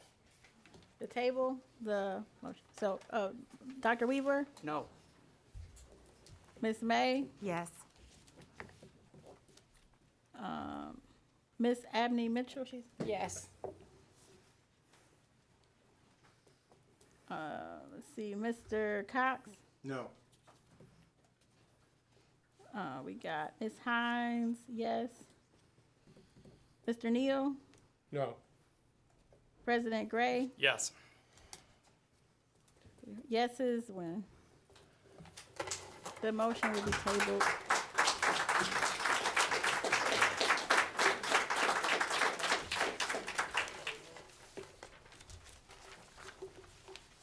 All right, the next item on the agenda is 284.24, citizens' comment, non-agenda items, general. And this is where you can talk about anything. If you haven't already, please get us a sheet before you go up to the stand, or if you have it with you, bring it right afterwards. Yep, I already have yours. Just state your name again, though. Yes, Jennifer Owens.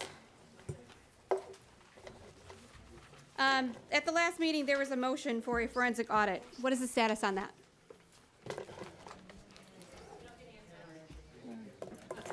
Okay. We'll address that in comments. Just putting that out there for discussion. Staff contract negotiations. These were supposed to be done months ago. And for whatever reason, I like to think I have an idea because of the mess you put us in. But for whatever reason, these staff contract negotiations are just starting in April when we end the school year in June. Can anyone make sense of that as well? Which I know you can't answer, but just putting it in the air. That is completely disrespectful to our staff who work so hard for our students. Even with them knowing that they face layoffs and such, they still can show up every day and work hard for our students. And the fact that it's just disrespectful that this was not done earlier for them, especially after multiple requests from the union reps, and they were always ignored. And if some of you on the board do not know that, now you do.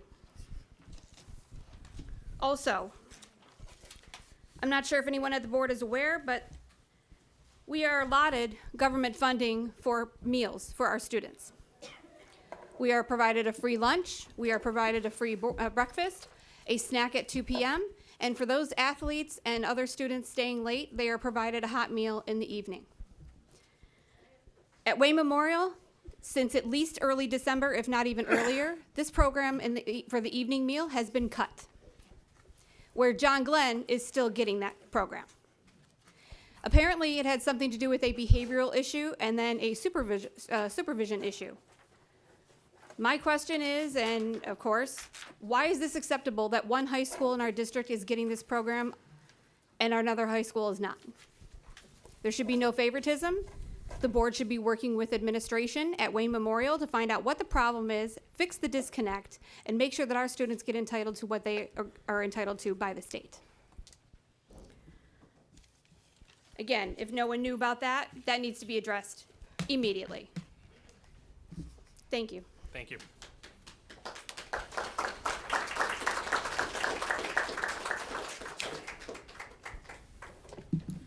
Kevin Markey, Spanish teacher, John Glenn High School. Just a couple questions.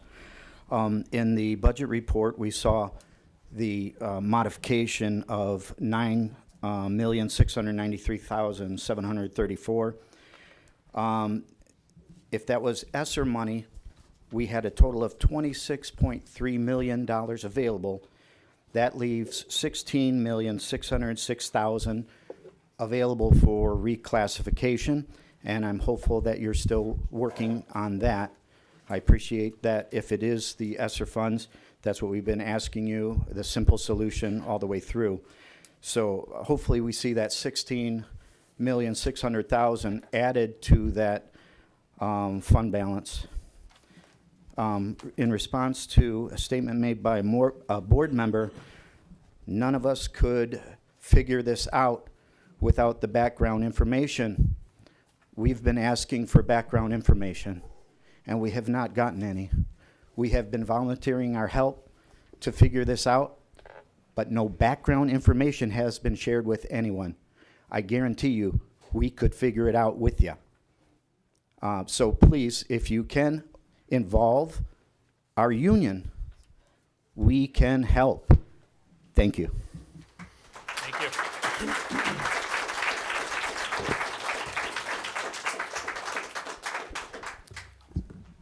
President Gray, Superintendent Dignan, members of the board, thanks for being here tonight. My name's Ed McGovern.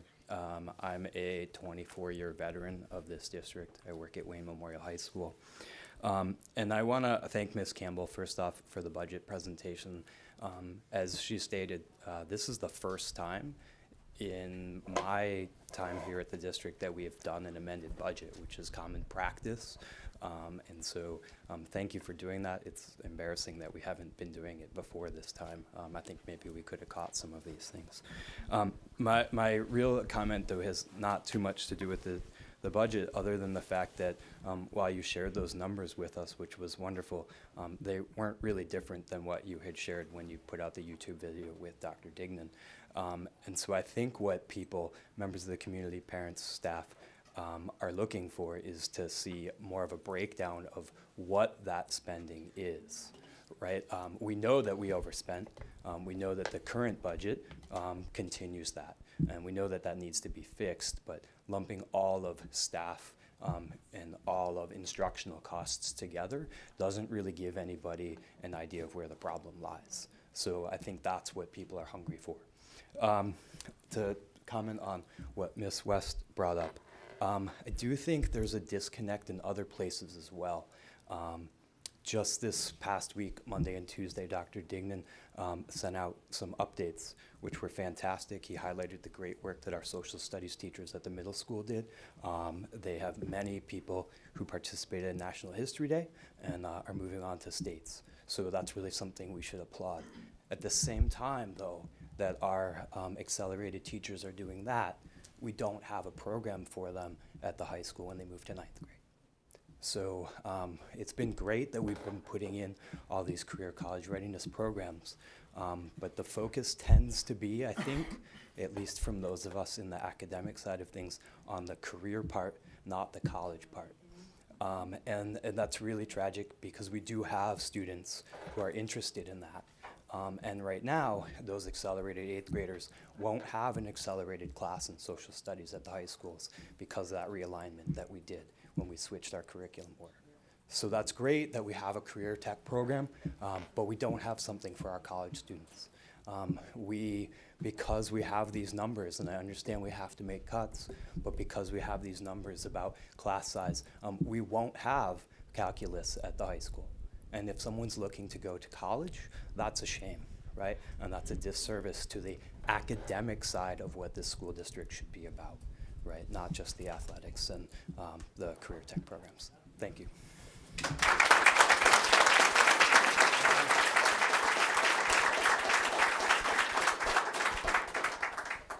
Do we have anybody else that wanted to comment? You have, just make sure you're sharing that sheet in afterwards. Yes. It was kind of an impromptu thing I filled out. Lord Marco. And I did not come into this board meeting expecting to see what I saw 5 minutes ago sitting up from back here, up on that stage. Sorry. I'm frankly kind of appalled. And I would just like to encourage the board members to take a moment and consider when you're about to say something, are you saying it in the interest of the community, in the interest of the students and the staff, in the interest of gathering more information, understanding what's happening so that you can learn from the mistakes you've made these past few years, where you have completely underestimated how much spending is happening. Learning from those mistakes and making sure that since You are the board. You have been voted by the community to be the final people to say, yep, this is what the budget is, this is what the spending is, let's go for it. Making sure that you are being extra careful so that we don't have this kind of surprise again. Or are you saying the things that you are saying in order to undermine other board members, to get out of this meeting faster, to just keep going? It's fine. We'll figure it out as we go along. I trust everyone here. Are you saying it to save your own skin? Are you saying it to blame someone else? Please, please consider what you're saying, because as a community member, as a staff member, as someone who is incredibly invested in these schools, I am a fourth generation school employee, and the rest of my family all went to and works at Livonia. I'm here, and I came here, and I want to stay here. But it's really hard when all of this is happening, and then I see board members fighting with each other, and I see them not wanting to learn from what's just happened. Why would I want to stay here, aside from the fact that I love this district? And I really hope that I don't have to come into another board meeting and hear people at each other's throats trying to undermine others, trying to save their own skins.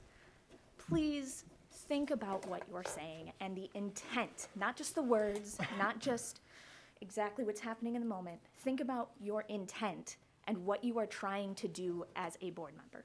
Thank you. Thank you.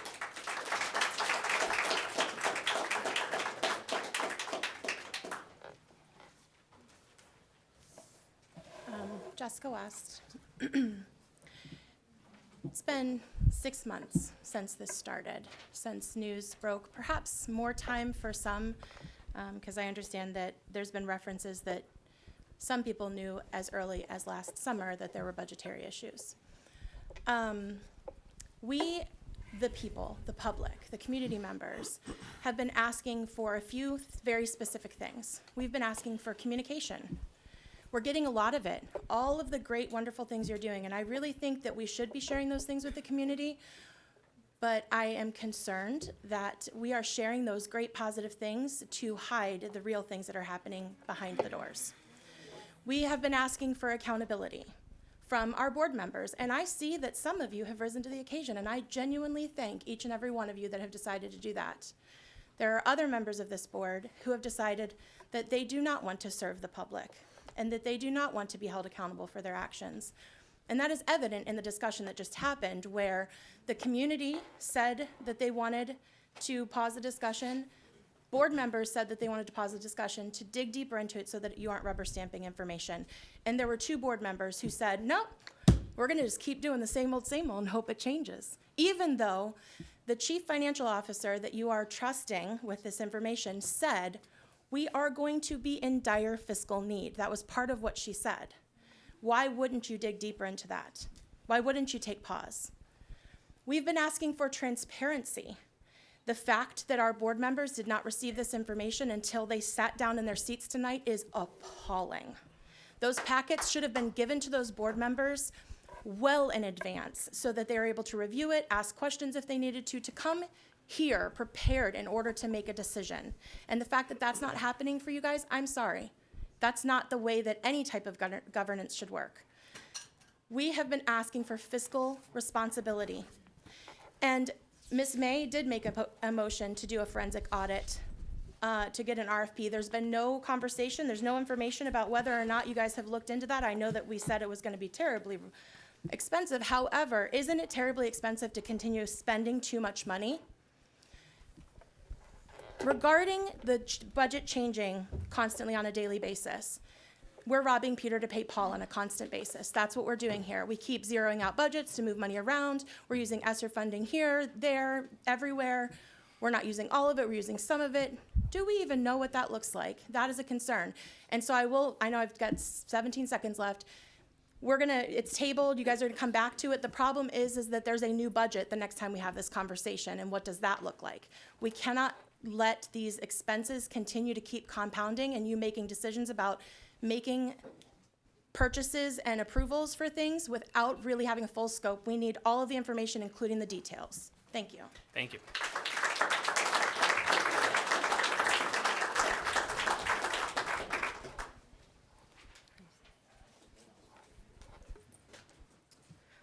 Hi, my name is Kirsten West. I haven't been in here in a minute, and I wasn't planning on speaking, but since some people seem to need a reminder about some things, I'm going to read your guys' mission statement for you.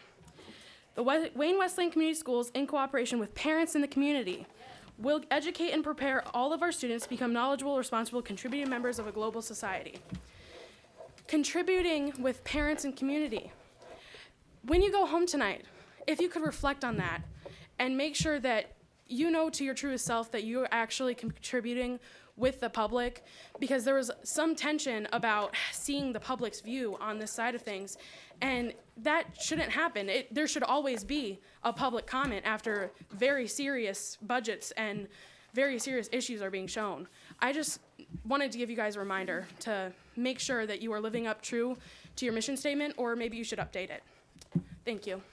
Thank you.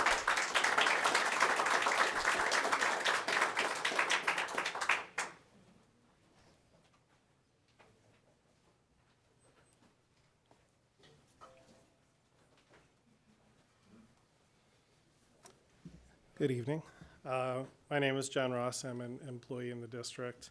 I was not planning to speak tonight. I believe during Ms. Campbell's budget presentation for the second time, heard a reference to that employee contracts were somehow a contributing factor to the budget shortfall.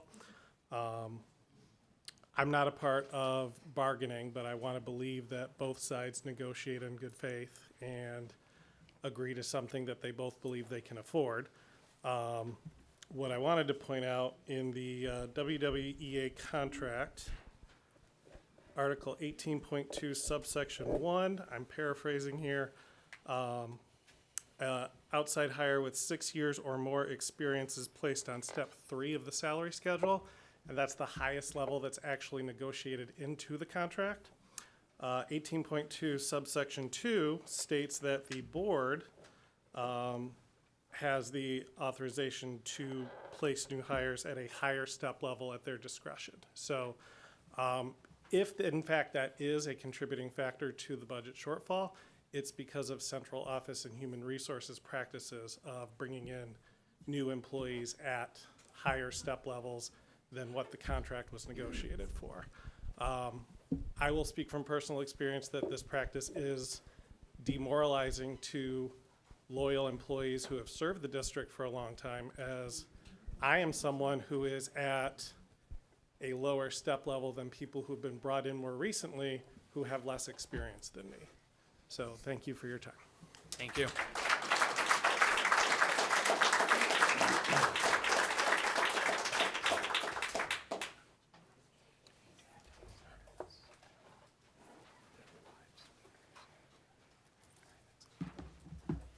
Michelle Sample again. Like to thank the mid-budget, even though I could not see it from where I was sitting. Would like to know if I can get a copy or if that's actually going to be put on the website, because again, I have glasses, but I couldn't see it. I just listened. I need paper to see it. Second thing, I am very, very disappointed with the behavior exhibited here. The majority of you were at that lovely board retreat in January that I was at, and not one that was there exhibited what you were taught by MASB. You are one board, one voice. You should not be arguing, complaining, bickering, having the division between the board. You are here to represent. Yes, you were elected to represent to what is best for this district and the students. And what exhibited tonight is not acceptable. You guys should do better. And I reiterate that I do appreciate the hard work that was done on the budget. I know a little bit about budgets being in here, but it needed to be a little bit more information. Breakdowns, more information, and that needs to be given into consideration. What these questions have been asked, what everybody has been asking here for months, we need the answers. I know you guys are writing them down, they're being typed up in the minutes. We want those exact answers. Thank you. Thank you.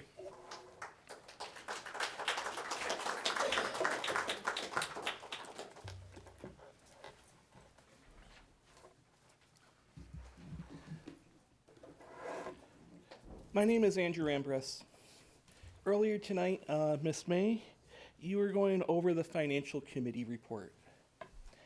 Every meeting that I've been to for the board, that committee report, that meeting has only lasted a half hour. How in a half hour can a financial committee review the finances within this district? You have the oversight as the committee between you, Ms. Abney Mitchell, and Mr. Neal, to then report back to the board, and you're doing that in a half hour over a Zoom call. I handle the finances for 6 different congregations here in Southeast Michigan. Not once are any of my financial meetings, in which I do on my own time in a lay capacity, am I meeting with the heads of those congregations in Zoom. It is all in person. Reviewing the finances, setting their budgets. And yet, you're going through all this in a half hour for a multi-million-dollar district. That can't happen. How are you able to get the information you need from our CFO to make sure you're making an informed decision in a half hour on some of these budget decisions? And then making your recommendation to the board whether or not they should adopt it. Thank you.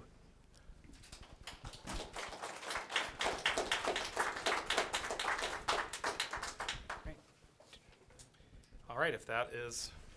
Excuse me. Did you fill out a sheet for this? Yes, I did, Jerry White. I just want to make one point. As I said yesterday, I was in Flint, and there are hundreds of school board meetings like this taking place across the United States. Seattle, they've just announced huge budget cuts. San Diego, they've announced huge budget cuts. And we have to ask ourselves, why? Why is it that the needs of working people, especially the right to public education and the right to your jobs, you dedicate yourself to this, why is it that they're saying there's no money? It's really not about those numbers that they showed you. These numbers are presented to everyone at every school board meeting. The ESSER funds are going to be running out in September. There's going to be deeper cuts that are coming. The fact is they have $1 trillion a year on war. That's not an outside issue. Why is there money? These are your children. Why is that money being funded for war? Why is it funded for tax cuts, bank bailouts? Why is it always that the working class has to pay? When we live in a society where 84 billionaires have more wealth than half of the population of the world. So I'm just saying the following thing. You have to reach out to your brothers and sisters in Flint, in Detroit. It's up to the rank and file. You have to defend the right to education. The teachers in Flint carried out a sick out. The West Virginia teachers, the Oklahoma teachers, you know what the West Virginia teachers said? We're not going to take it anymore. And that's where a line has to be fought for. I just want to make that point. Thank you very much.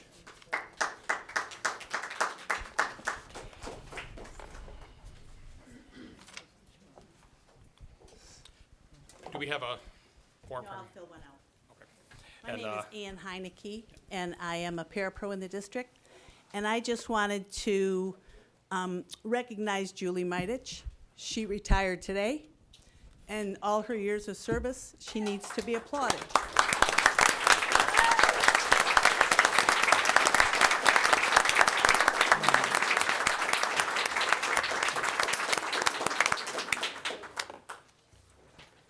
All right, do we have anybody else?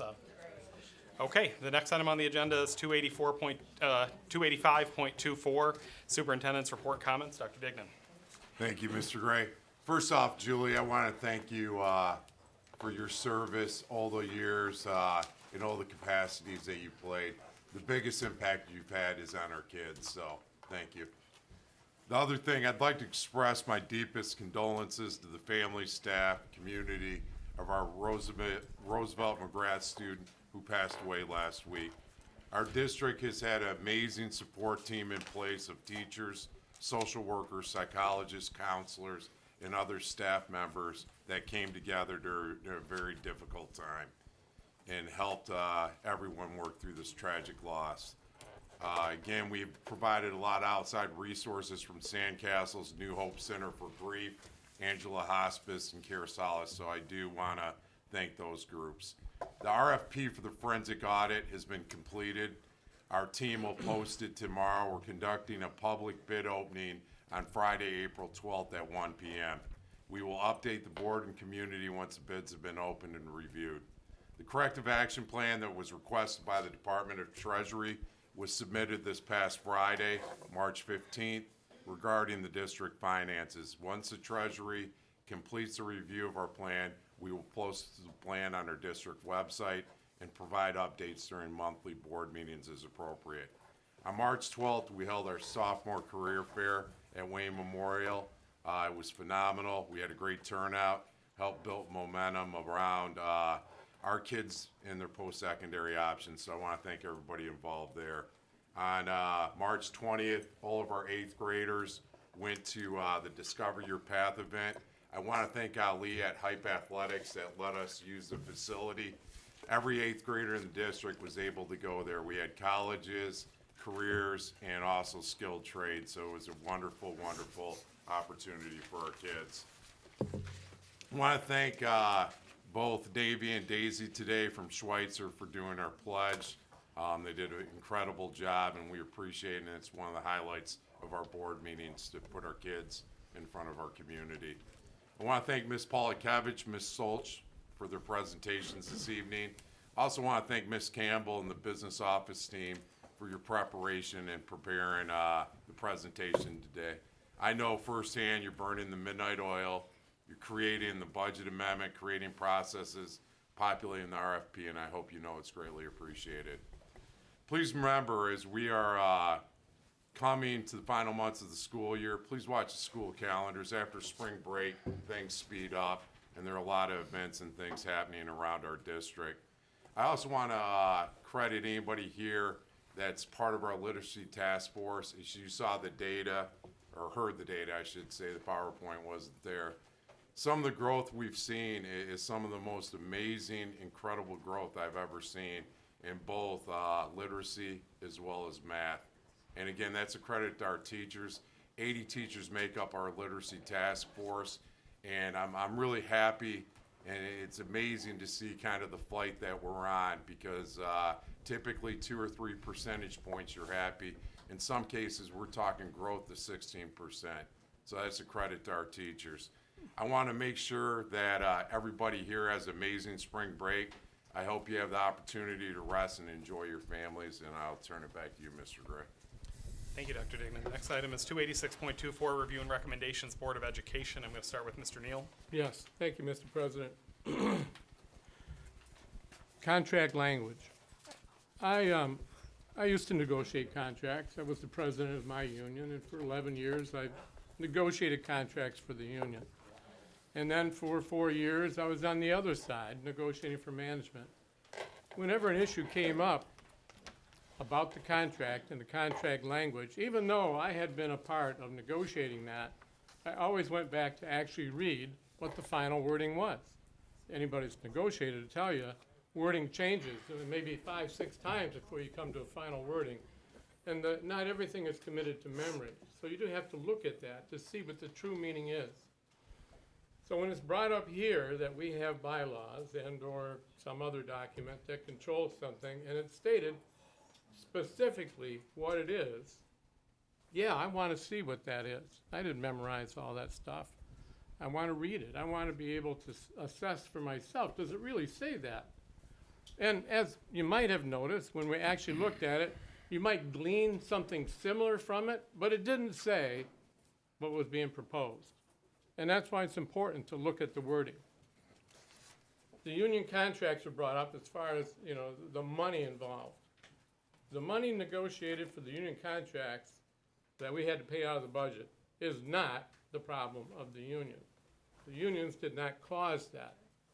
If anything, the fact that we didn't have accurate numbers in our budget to begin with allowed us to negotiate a contract and not understanding what the final ramification might have been. But by itself, even with that, it wouldn't have caused a problem. It's the other issue, the accounting problem, that's created the true horror that we're living through right now. And that will be resolved. A comment was made about the finance committee and them not doing their job, and how could they look at all these things in a half an hour? Well, what you probably don't understand is that we get all this information ahead of time, before the meeting. We have the opportunity to look at it, to read it, to glean whatever we want to glean from it, and be prepared to ask questions. And I can assure you that Ms. Abney Mitchell and Ms. May asked many questions when we had our meeting. I asked some as well. But they are extremely detailed, and they're very, very well informed. So to suggest that we don't know what we're doing when we just sit down for a half an hour is just saying that without understanding that we've had much more than a half an hour. And sometimes we've had information leading up to that, prior to actually receiving the paperwork for the meeting. So that's why you see that as seemingly short, when really there's a lot of time for us to look at it. These issues with budget, we didn't just show up at a meeting and all of a sudden these numbers are thrown at us today.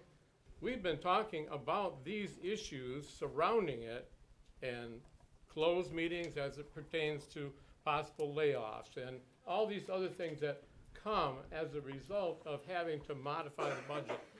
This is not new information. Now, the final numbers that were given here today, that exact final number, yeah, this is the first time we've seen that. But do we know about where these things are going to be? Yeah, because we've asked questions. Like, tell us about where this is going to be. Kind of like what you've heard. It's about here, right? But it changes every day. Like our chief financial officer says, tomorrow it's wrong. Because that was only true at the very moment when she published it, and after that, everything changes. A lot of the monies that everyone wants us to roll in and make up for the deficit, so to speak, have already been rolled in. There's no money being held back. There's no secret money. We're looking everywhere for this money. We're doing everything we can to make sure that this comes out good for everybody. The last thing we want, and we've talked exactly like this in our meetings, the last thing we want is to have our contracts stabilized or freeze or frozen. We want our contract workers, we want all of our unions, we want everybody to benefit. We just have to find a way for those numbers to come out right for that to happen. We suffered through all that takeaway crap years ago. We don't want to go there. We are working on a solution. Dr. Digman's doing a great job. He informs us all the time of everything that's happening in regards to that. And then maybe lastly, I do want to thank Ms. Campbell for the job that you've done. I know it's hard work, and I know it's sometimes not appreciated, but thank you very much. And that's all I have, Mr. President. Thank you. Mr. Cox. Thank you, Brad. This evening, Nancy Schultz came up and talked with us about our strategic plan to meet literacy requirements. And what we all saw was that there's been a tremendous amount of improvement in what the kids have been able to accomplish in the classroom. And that's no accident. We certainly know where our kids stand and that they needed help. And for years and years, we had all kinds of money trouble, difficulty with curriculum, difficulty, teachers who have committed themselves to this career, frankly, we're just not getting a fair shake from our school district. And it wasn't because the Board of Education didn't want to do it, they just didn't have the money. And what you saw when that turned around for us is you saw this Board of Education create a contract that I know you were very happy with. And that wasn't an accident. We weren't trying to pay you back for the past. What we were saying is, we want you to come here. We want you to dedicate yourself and your career to this school district. We want you to stay here. We know that continuity is important. It's not just important for the kids to see you all year, but for you to be here for your career. When I served as president and I was allowed to meet new teachers, one of the things that I said to those new teachers is, thank you for coming here, because This district is nothing without you. It's not about the buses and the buildings, it's about the educators. And so as Ms. Martinez said when she came up and was talking about social workers and how important they are and that we have to prioritize them, you certainly do in this business have to prioritize things. Some things, everything is important, but some things are just more important. To give you an idea, we talked about our food offerings in the cafeteria.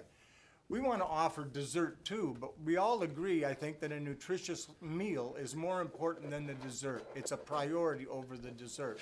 And if you're a school district, the educators have to be the priority. You're expecting steps, you're expecting increases, and you're expecting for where you are now, which was substantially better than where you were before, to continue on that trend. And frankly, I don't think you're being made a priority. I think it was the last meeting, maybe it was the meeting of, I'll get you the date.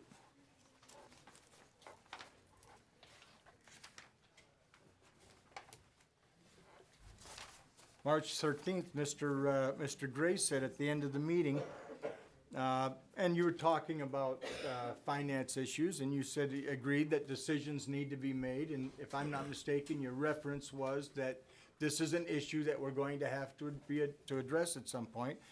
And he says, and they need to be well thought out. As a matter of fact, when you said that, I thought it's probably exactly what McClellan told Abraham Lincoln just before he got fired. We're in a situation here that is very, very dire. And Ms. Campbell told us earlier today that if we don't take action, we're going to be in terrible shape at this time next year. Now, we were able to accomplish much of what we've been able to accomplish through attrition, teachers recognizing that the platform is changing here at Wayne Westland, and they have the opportunity to go somewhere else, and they took advantage of it. I wish they didn't take advantage of it, because these are the people that are increasing the scores across the board, but they did because there's uncertainty. And uncertainty is going to continue. Today, and one of the things that Mr. Gray mentioned was that the board had decided not to lay off or outsource transportation. That's not true. The board made no such decision. The board made a decision tonight to postpone the budget amendment so that they could take a closer look at it, but they didn't even look at transportation. They can't even look in that direction. Now, in the 23 year, 55 times kids were left at the street corner waiting for a bus and it didn't show up. When I asked for an RFP on transportation in October, all of a sudden, every kid was able to get to school all the way through Christmas break. We didn't have one canceled route, miraculously. However, since the first of the year, we're about up to 2,000 kids have been left on the street corner. Now, folks, when I first brought this up, certainly you expect us to do something about this, I would think. As important as it is for the kids to have a relationship with these bus drivers, they can't have that if they don't show up that day. We just aren't transporting the kids to school. And what's happened since, by the way, it's been 9 months since this has happened.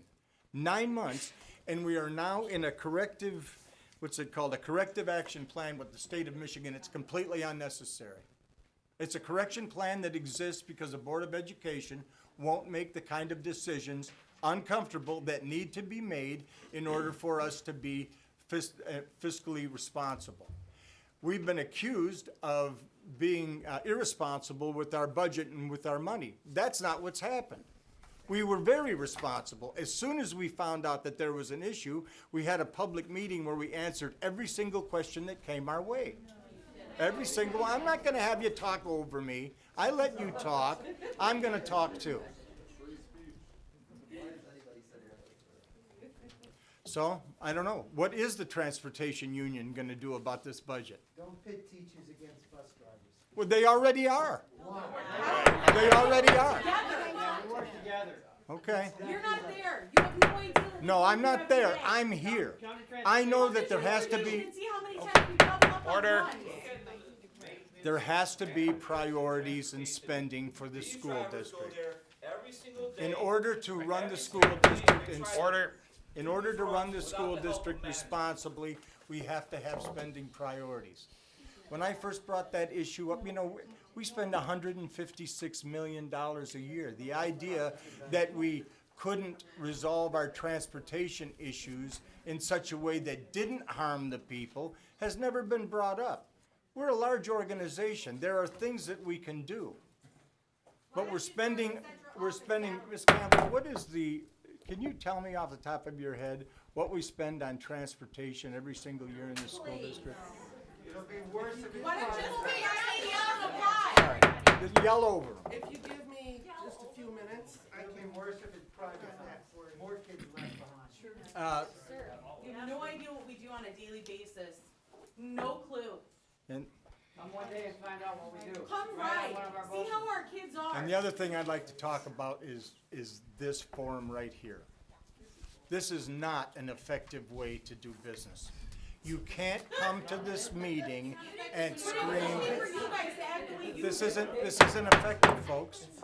Is this what you're teaching your students? You guys just set the prime example. I mean, I'm asking you. Mr. Cox, I'm going to ask that you please stop asking questions of the audience when you know they aren't supposed to speak back. Okay, well, that brings me to my last point. And that brings me to my last point. Brad.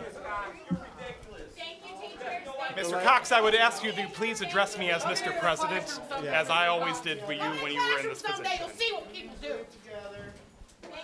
During the last meeting, the way you spoke to Mr. Neal, and you apologized to Mr. Neal, and you told him that you have anger issues, and I understand that. Mr. But Cox?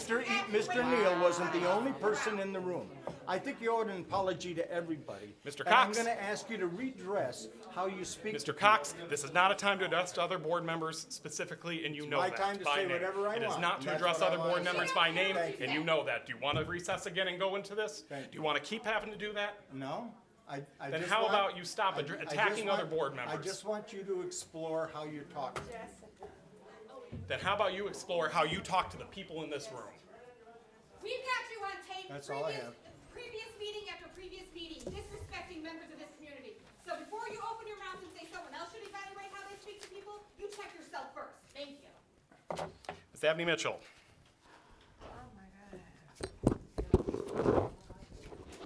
Good evening. So much has been said. It has been so much confusion tonight. But as a board member, I was elected by the community to work with the board, not to work by myself, to work with 5 other people. And we need to learn how to work together and stop working off our emotions. Trustee David Cox has not sat Abney Mitchell. comfortably Don't- since he's please been don't address him by removed for name. president. So this causes a problem for the board. And I just want to say, thank you, Ms. Campbell. Your presentation was put together very well. And I want to say that since you've been here, you have taken the time to answer all my questions. And in our finance meeting, I do go line from line to ask the questions, because I cannot make an informed decision unless I understand it. And that's what I'm here to do, to make an informed decision. And also, I would like to just say thank you to everybody to come out to the board meetings and let us know how they feel and how we can support them. And yes, we need to be transparent with the community and also the board. And I want to also say, give my prayers and thoughts to the family that had that tragedy over the weekend. And I want to say thank you to Dr. Dignan and his team, because immediately he sent out a message and had a team together to go support the teachers and the students at the school. So that's very appreciative, and I want to say thank you for that. And we just have to figure out how we can come together and work together. What's going on here today shouldn't go on.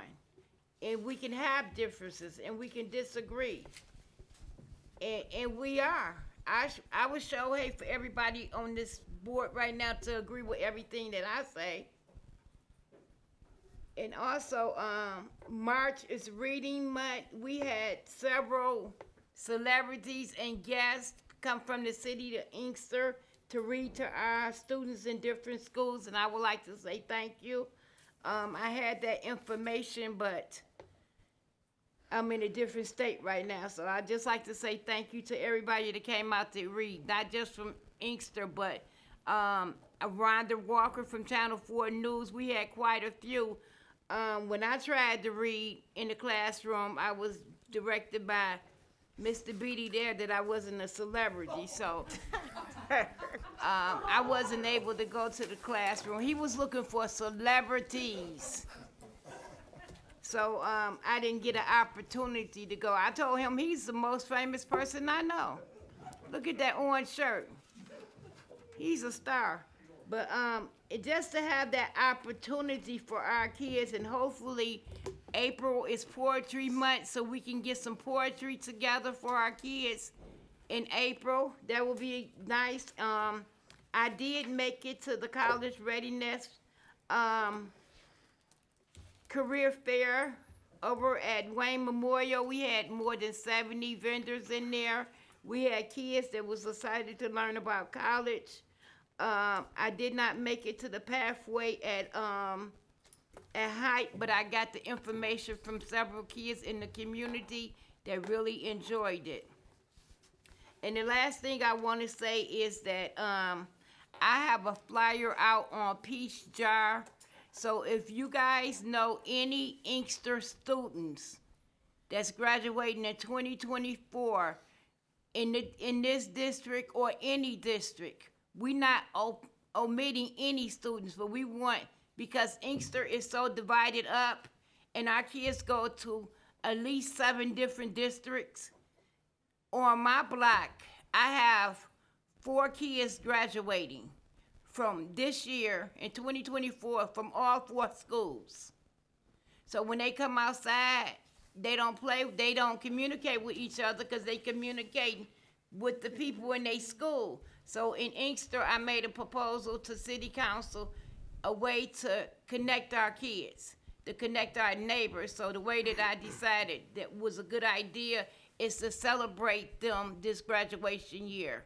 So if you know any students that's graduating from the city of Inkster that go to any district, Belleville, West Wing, Westwood, Wayne, Westland, any district, direct them to the flyer.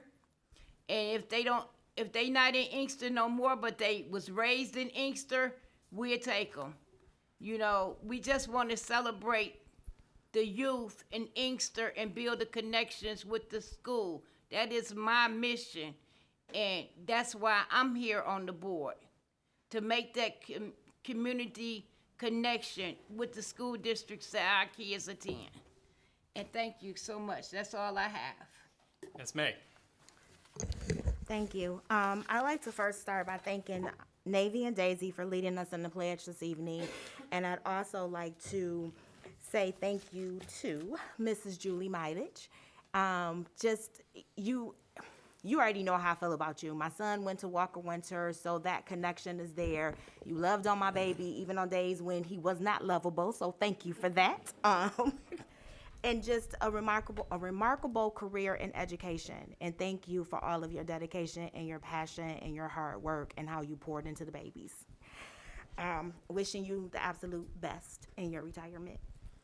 I also would just like to take a moment to send my condolences to the family and the students and the staff that are impacted by the loss of the student at Roosevelt McGrath.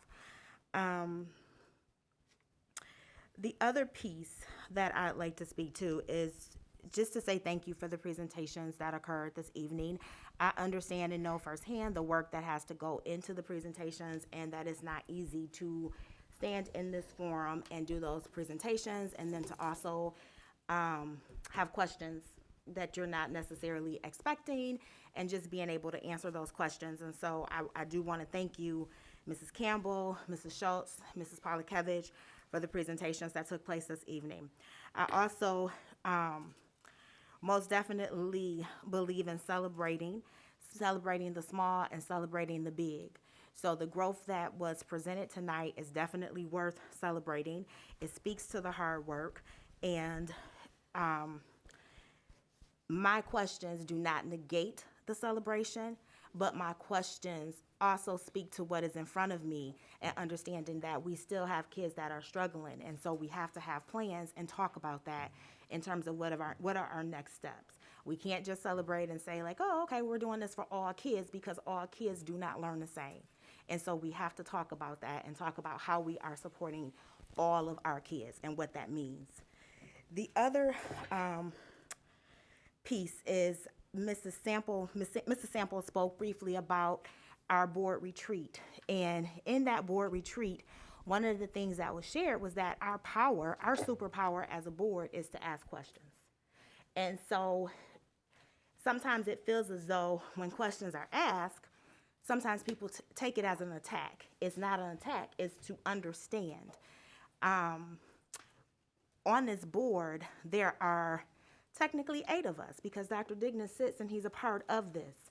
And so with 8 people on this board, there are going to be 8 different perspectives.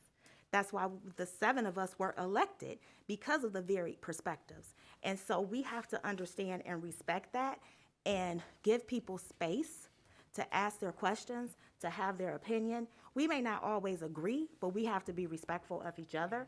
And that's one of the pieces that I think is really difficult at this point, because it has been a past practice to just rubber stamp, to vote and move forward, not to ask questions. And so that makes changes hard, changes uncomfortable. But I'm going to ask questions. I'm going to dig deeper. That is how I operate. That is how I understand. And so I really hope that we can move forward in a respectful way, understanding that we all come from multiple perspectives, and that needs to be valued at this table. The last thing that I have, making sure I'm covering everything on my list, is to, the final piece, is to wish everyone a wonderful spring break.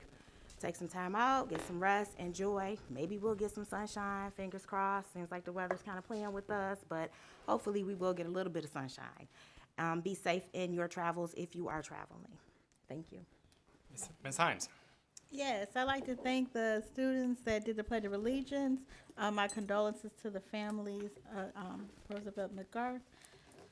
And just on a positive note, so I blessed the volunteer. I sit on a grants committee. It's a nonprofit, Buff of Michigan, and they have free programs. For instance, they have a literacy program. It's called Adventures in Literacy. It's for all Wayne County students. It's totally free. It's from January to June 15th, from like 11 to 1 o'clock p.m. So I'll definitely make sure this gets out to the community, because it's totally free, and we're talking about literacy, and you know we're doing a good job. So this is a free program for kids. There's another program called Future Doctors of Tomorrow through Buff of Michigan, totally free program, and it's called Sign Norms, and it's for In-Person Academy for children who want to get into the medical field at Wayne State University, totally free. It's from like July 29th to August 2nd, from 9 a.m. to 3 p.m. So I'll make sure this gets out to the public.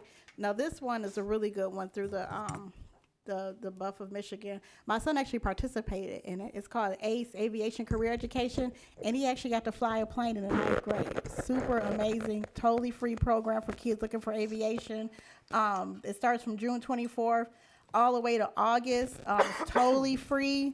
So I'll definitely make sure that gets out. But this is super awesome, because I know that Wayne Weston is doing a good job with the career, like you guys did with the kids, starting them off early. I brag about the district all the time. I pass out those books, Mr. Bebe, to like a lot of people in the community, see what we're doing, because they're super innovative, you know, when it comes to like careers and college and prep. And it's just amazing what we do in the district. And I always try to push like the positive things.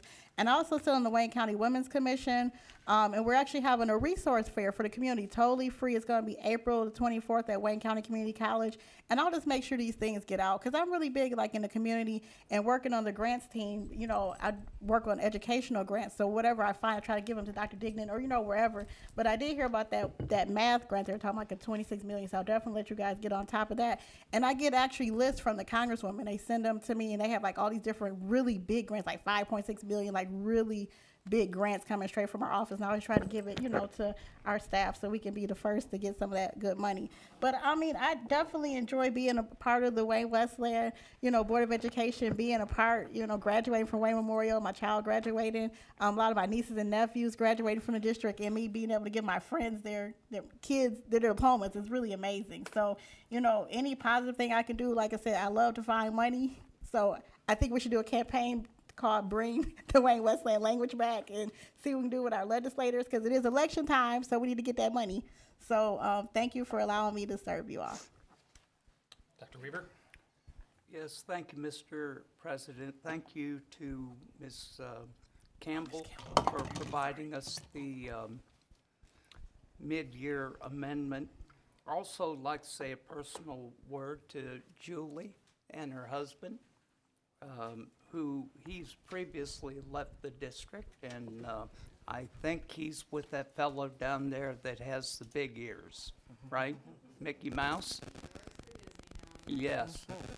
So thank you for your years of service, you and your husband. I know sometimes when you leave, you wonder what kind of footprint you left.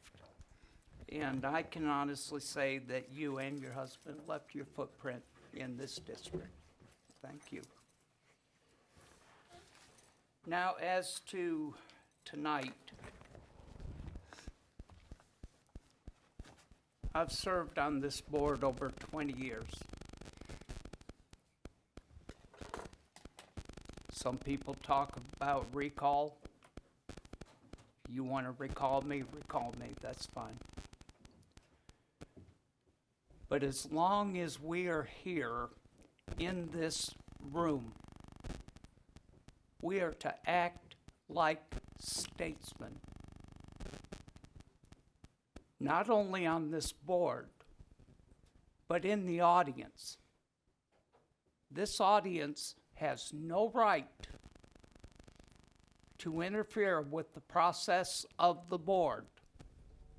You have a half hour before, during the meeting, and a half hour at the end of the meeting to say what you wish to say. But to call out and to fight with board members is disgraceful.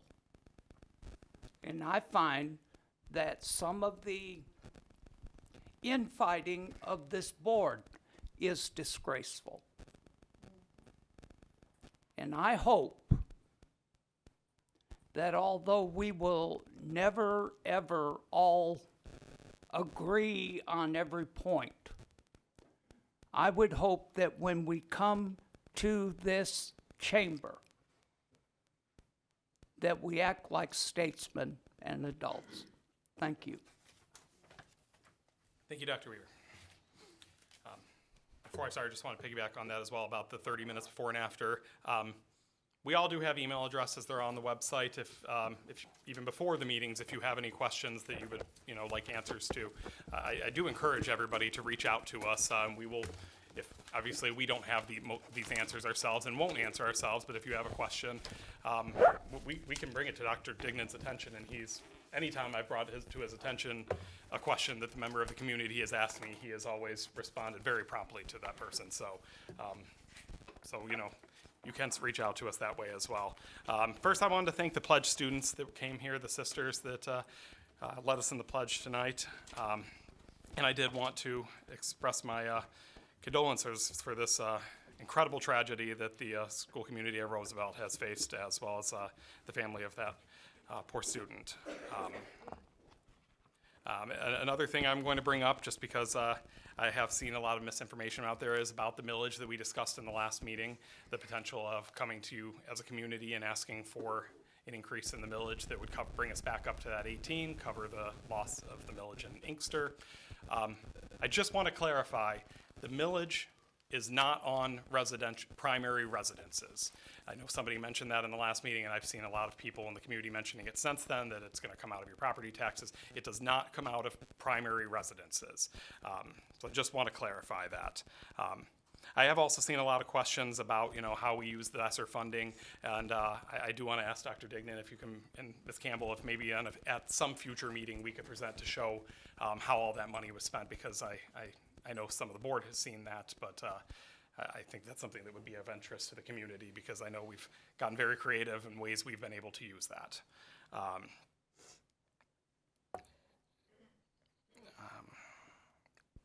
And I do want to talk a little bit about what happened here tonight, and I do want to apologize. I did lose my cool. I want to apologize for that, but what I won't apologize for is standing up when members of this board choose to return to business as usual. What we faced over the past few months has shown that the community does not want business as usual from this board. Right in our board operating procedures, or some other document as it was called tonight, it says, in case of a less than unanimous vote, the board will support the majority decision and go forward in harmony. That means that even if you do not get your way on a vote, or if something you want to get voted on doesn't get supported, you move together in harmony. You don't bring it up at future meetings. You don't attack other members at this table for decisions that this board has made that you don't agree with. And I implore this board to follow that going on. I know we may have some hurt feelings about decisions that were made in the past, but it is time to move on from those and support those decisions. And lastly, I do want to congratulate Ms. Midich on her retirement. Through my mother, I've known you since I was in the 6th grade, so congratulations on that, and congratulations to Dave as well. That's my favorite place on earth. I'm a little sad that I never overlapped with him working down there, but go enjoy that warm weather, and to all the rest of you, enjoy the rest of your week and enjoy your spring break. Thank you. Next item on the agenda is 287.24 adjournment. Do we have a motion to adjourn? So moved. Do we have a second? Support. All right, all in favor? Aye.